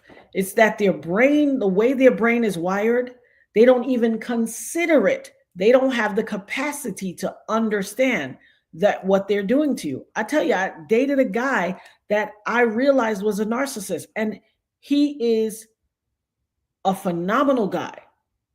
We saw each other not that long ago. He's like, where have you been? You just walked away from me. You were ignoring me. I've been trying to reach you for 2 years. I walked away. I was like, he's a narcissist. You don't even have the capacity to understand what you're doing wrong. I'm not going to waste my time. And I know he likes me. He cares a lot about me. I know he does. But his brain is wired in such a way that he doesn't get. Narcissists don't get. They don't sympathize or empathize. They don't feel nothing. It's not even that they want to feel more for themselves. They're not wired and inclined to feel anything for anyone but themselves. I ain't wasting my time with no narcissist at all. He doesn't have the capacity. Why would I? It's like casting your pearls before swine. Oh, Punky Brewster is dope. Punky Brewster was dope. She actually was also really intelligent. Punky Brewster, and what was the other girl's name? And Joey was on the show. What was her name? I forget the name that she played. Remember Joey Lawrence was on the show? What was that? And she's like a psychologist or scientist now. She's like an astrophysicist now, which is what my daughter wants to be. You know what I'm talking about? What's her? I think her name is... Remember Joey was on the show and he used to be like, whoa. And I think she played his sister. What was that show?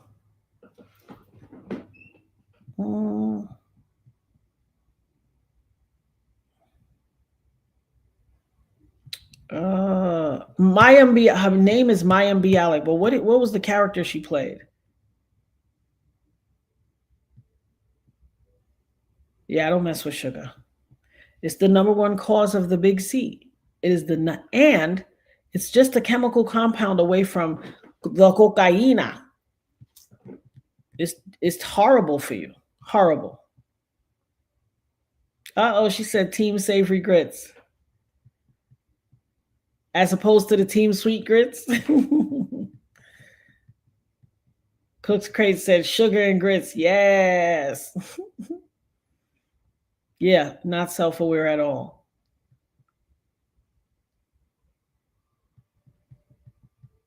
She said sugar and butter.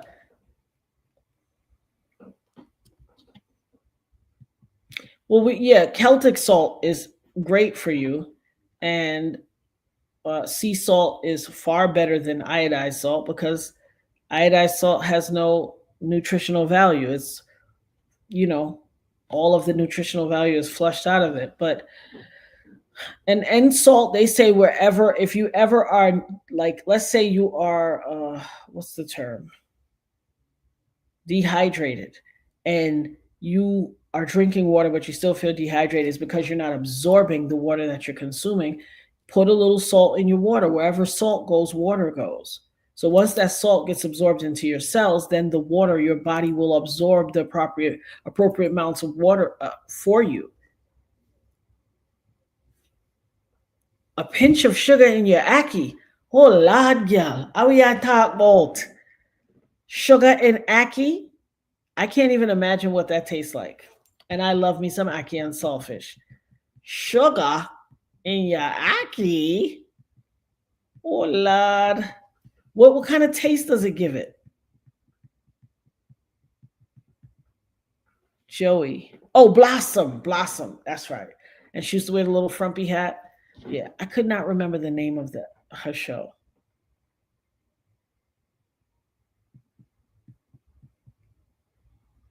Stay over in sugar. Oh yeah, they said we ain't coming back here no more. They were like, you don't have sugar? Nirvana was like, they talk about me like I'm a weirdo. I'm like, don't worry about them. Don't worry about them. You'll have an upper leg. But she don't consume sugar. She hardly consumes bread. No dairy. This girl is going to be so healthy. And she is. And she, no stomach to even just, all of that sugar just creates starch, and it builds up cortisol, and it's all up in your gut. Oh yeah, and they love to play, Toynette, they love to play. They love to play victim. They're very who me? Oh. And it's the only thing, but what it's because of is because they're so centered, they're so focused on their self, not even self-centered, self-focused. They just, the most important people in them is them, and them. I'm iffy about Himalayan salt. You know what the theories about Himalayan salt is, Sharon? Oh yeah, honey, mushroom coffee is good. Is it, you like it, Shannon? It's delish. Mushroom coffee is so good for you. So Sharon, are you aware of what the theory is about Himalayan salt? Yeah, I love me some ackee and saltfish too with some dumplings.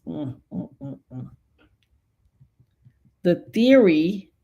Oh, thank you, Charlotte. Nirvana is such a sweetie pie. She really is. My weakness is bread too, girl. Don't feel no way. But I try to stay away from. So now wheat bread, be careful with wheat. Wheat, look it up. Do your research on this. There's something called wheat gut or wheat belly.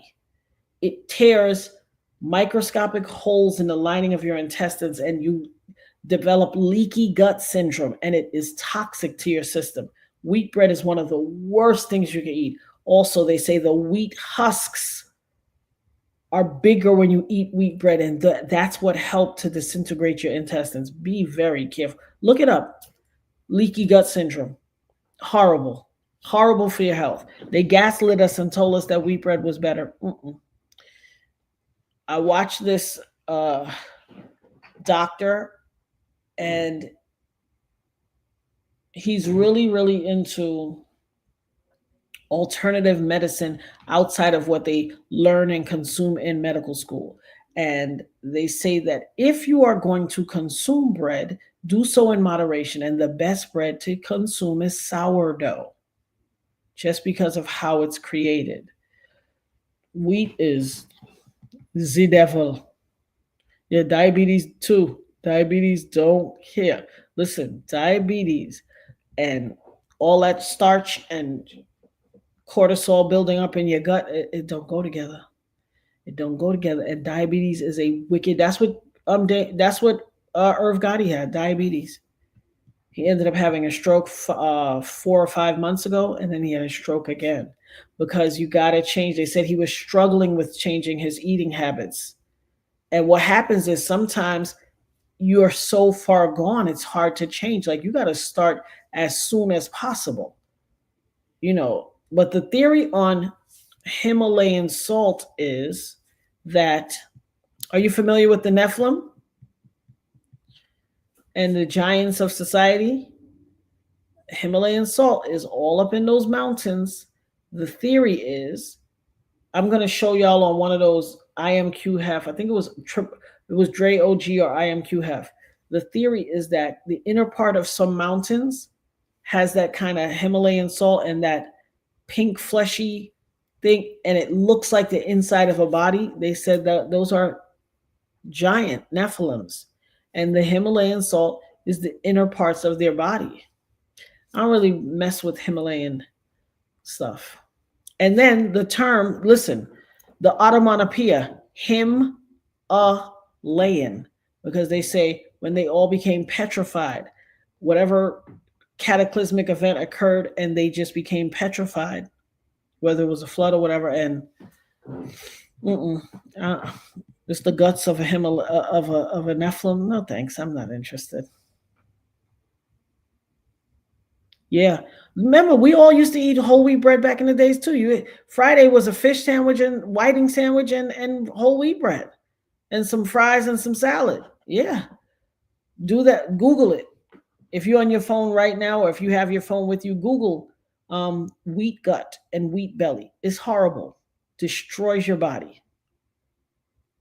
I got off of wheat bread a long time ago. Yeah, men who have beer, and those beer bellies, because of all of the wheat and the hops and stuff in the beer, it gives them, that's their adrenals are not flushing properly. Anytime you see somebody with a big gut, their adrenal glands are not flushing, and that's your whole, you know, your endocrine and all that. It's not flushing itself properly.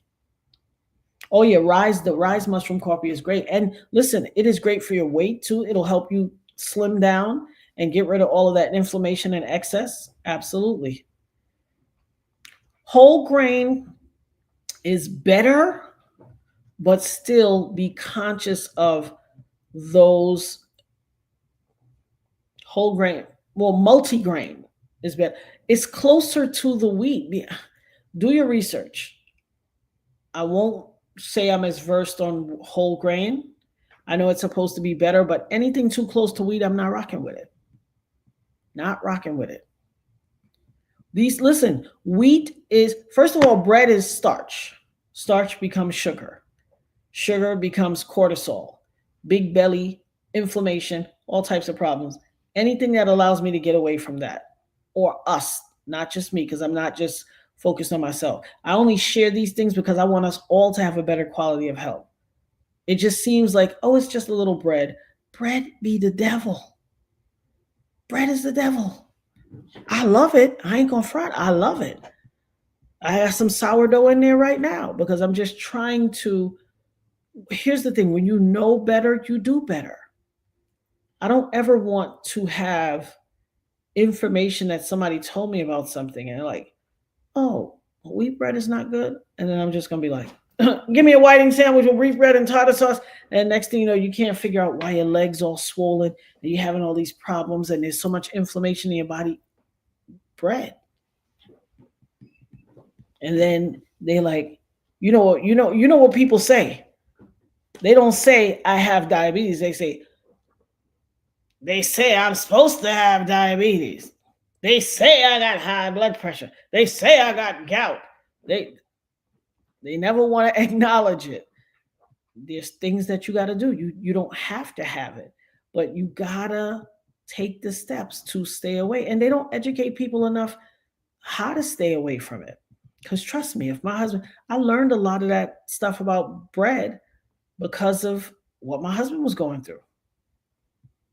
If we could have known just a few years earlier, it would have dramatically changed, but they don't tell you because it's not the healthcare business. It's the sick care business. If they cured everybody of everything, there would be no industry. Yeah, there's a wheat belly book. Yeah. Y'all thought I was joking? I don't tell y'all nothing to just be talking. I love my Nerd Herd family. I love y'all. I love y'all. This is a mutually beneficial relationship. mutually beneficial. I want y'all to be as healthy as possible. Same way I want for me, I want for y'all. Coconut milk is good. Absolutely. Oh, shout out to Locke. Look, she got the whole link for the wheat gut, wheat belly in there. Yeah, it contains glyphosates, and we already know what the deal is with that. Oh, good. Nice, Sharon. Fasting is great. Health is wealth, baby. It is absolutely wealth. Listen, bread hurts us all. I ain't gonna front though. It sure tastes good and it keep you company when things is. Cheese is a villain too. Yeah, I stay away from cheese a lot. I actually do because so many of the meals that we ate and find pleasure in contain cheese, but I try to stay away from it. I'm not a fan of, and there's certain cheeses like, I hope y'all all know that American cheese is not cheese. That's not even real cheese at all. They call it cheese food product. If you're going to eat cheese, get something that is actual cheese, not American. American is trash. You don't believe me? Look up, Google American cheese burning. When it burns, it snap, crackle, and pop and turns to a black plasticky film. It's not cheese. That's why they call it cheese food product. It's not actually cheese. Hey, cutie patootie. What you up to? Huh? Okay. Love you. This is not medical advice, just a conversation based on opinion and belief. Do your own research. Bing! Shout out to the dopest mod. Oh, yeah, vitamin B12 is excellent. Yeah, American cheese is plastic. It's hard. I don't even want to call it cheese, but that's the only way you'll know what we're talking about. It is terrible. It's the worst thing you could do to yourself. I would never give it to a child. And while you're at it, stay away from those. Stay away from cold cuts. Cold cuts are the devil too. It is the devil. Cold cuts are horrific to our body. Oh, you're welcome, Lisa. Thank you. Absolutely, Layla. Certainly not.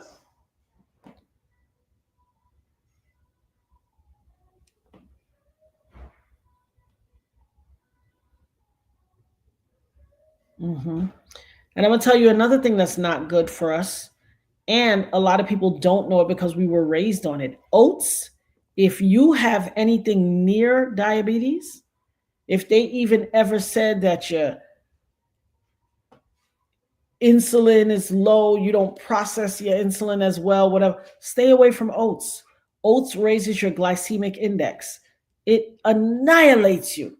And especially be careful of oats once you get towards a certain age too, because you may not realize that you have diabetes or are borderline, and oats do you in. We have always been taught that oats is great. All those grains are horrible. The food pyramid was a lie. The food pyramid was a lie. It was created by a man named, Ansel Keys, if I'm not mistaken. It's all junk science. He made it all up. Yeah, okay. Boar's Head is a good product. All right. I tell you, stay away from the cold cuts. Cold cuts are not good for you. They're processed. They're the number one cause of heart disease. Stay away. I don't want to hear nothing about no Boar's Head. When I used to eat them, I used to eat Boar's Head too. Stay away from it. Y'all ever watched Locked? See if you can find a link for What the Health. I want y'all to watch this documentary. It's on food health. Very good documentary.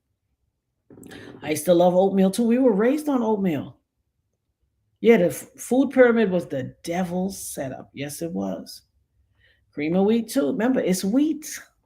Listen, I used to love wheat thins till I got my education on wheat. Then I was like, oh man.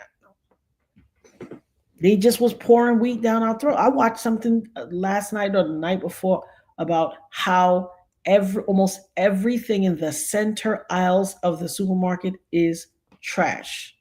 He went down one aisle. The only thing that was worthwhile in the aisle was almonds, plain almonds.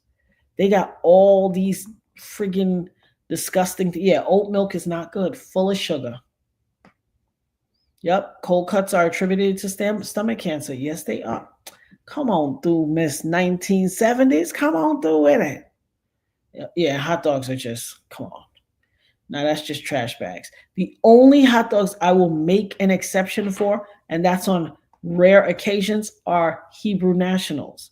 And that's only because they have been prepared according to kosher standards. And that group of people have the ability to affect major things. And so they are created based on a very strict dietary thing. And so I'll eat. All right, honey, eat them boar's head if you want. Don't listen to me. I just hope you Locke, did you find What the Health and put it in the chat? Because you cooks crates. You want to love on that cold cuts. You're gonna see. I'm telling you, it ain't nothing nice. You better stay away from them cold cuts. You out here being a cheerleader for what you call it, for boar's head. All right, you know they don't process it. Baby, be careful. Telling you.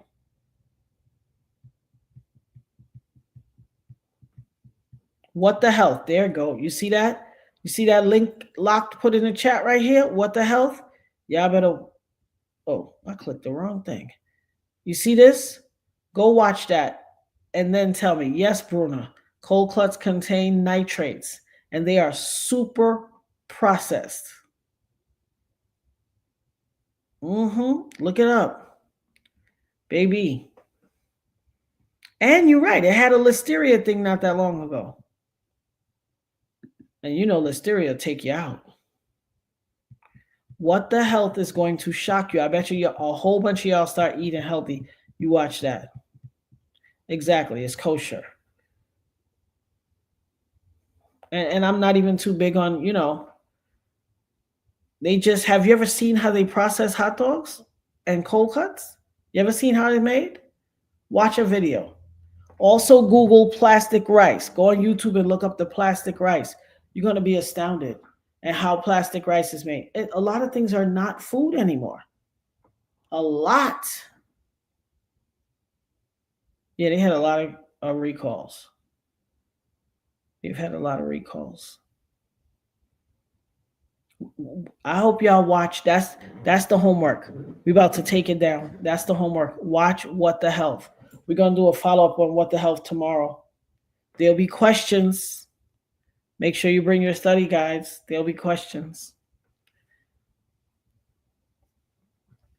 What the Health is definitely going to change how you consume food. And it was well done. It's a documentary. It's well done. Yep.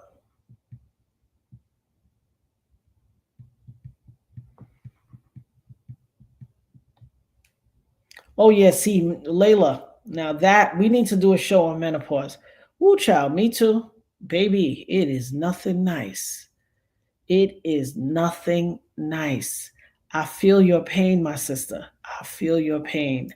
Ooh, child. Ooh, child. Thank you, Murph. This is my office, and I'm making the podcast, the full podcast studio over there. So that's one of the couches I've done before. See the little heart? Oh, yes. When my son came to visit me, he changed it around. Now, let me tell you what's good for menopause. You want to know what's good for menopause? You got to look up something called, put this in the chat for me, Locked, black cohash. COHASH, black cohash. If you're having hot flashes and all that, baby, get that black cohash. More than likely, you can order it on Amazon or something. Or go to the health food store. Black cohash. Because, yeah, menopause ain't nothing to play with.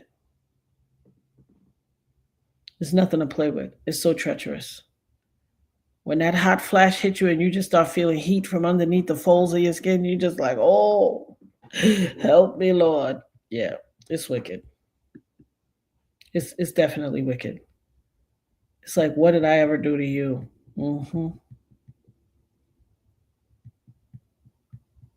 I just want everybody to have relief.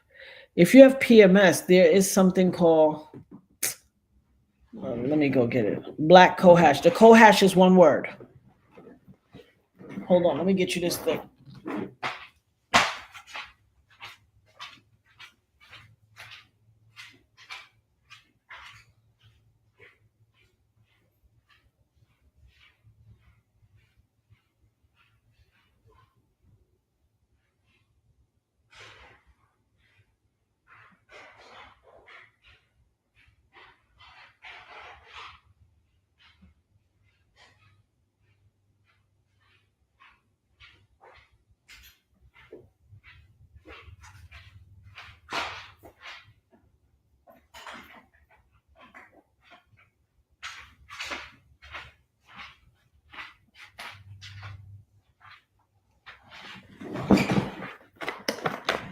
PMS, prickies. I got that from my boo-boo. Put this in the chat, locked. Are the letters the right way? Can you see it? P-R-E-K-E-S-E. It's a root. You're going to boil these. You're going to break a piece.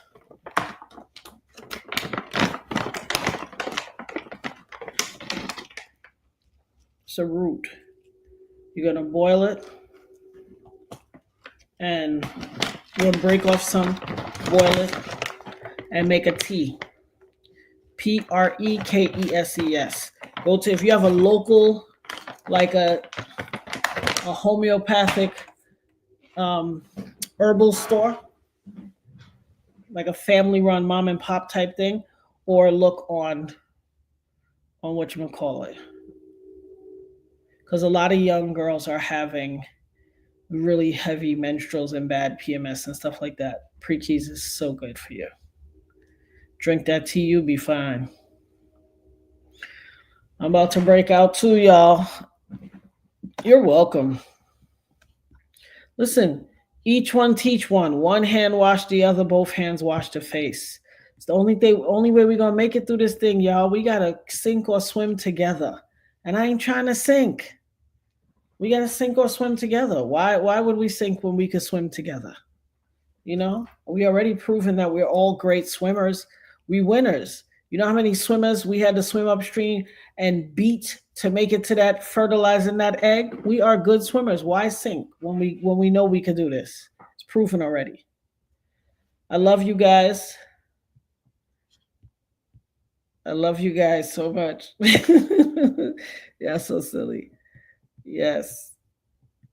That's right. We overcome everything. We are the best swimmers ever. We're here. You know, shout out to our siblings that ain't make it to the egg, but we here. Yep. You can use that too, Charlotte. Look it up. It's good for all of that. We're miracles. We made it to the finish line first.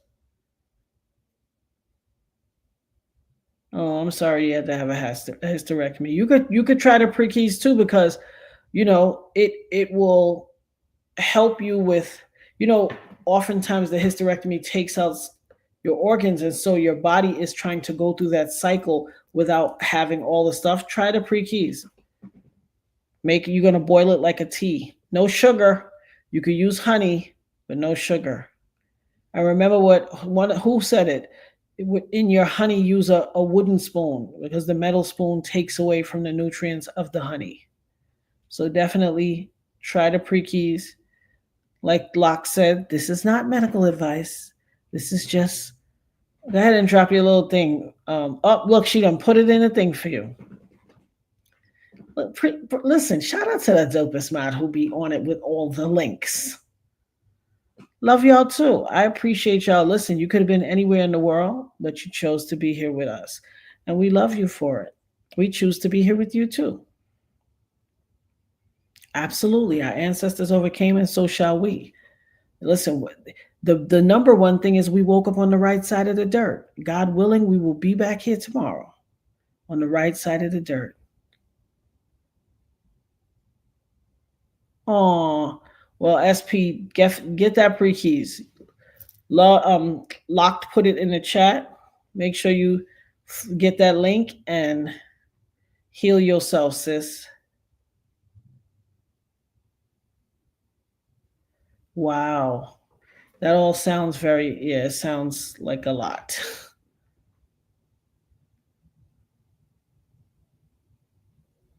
Oh, well, we love you too, Charlotte. And I'm so happy you got Thor. As Locke said, this is not medical advice, just a conversation based on opinion and belief. Do your own research to meet the YouPoop standards. Oh, thank you. I learned stuff from you guys too. And shout out to all the 1970s babies up in the house. Shout out to my 54 squad. Hey, Willie! That was for Locked. Later, guys. Until we meet again. I love you guys so much. Mwah. Until we meet again, God willing. 1970s in the house.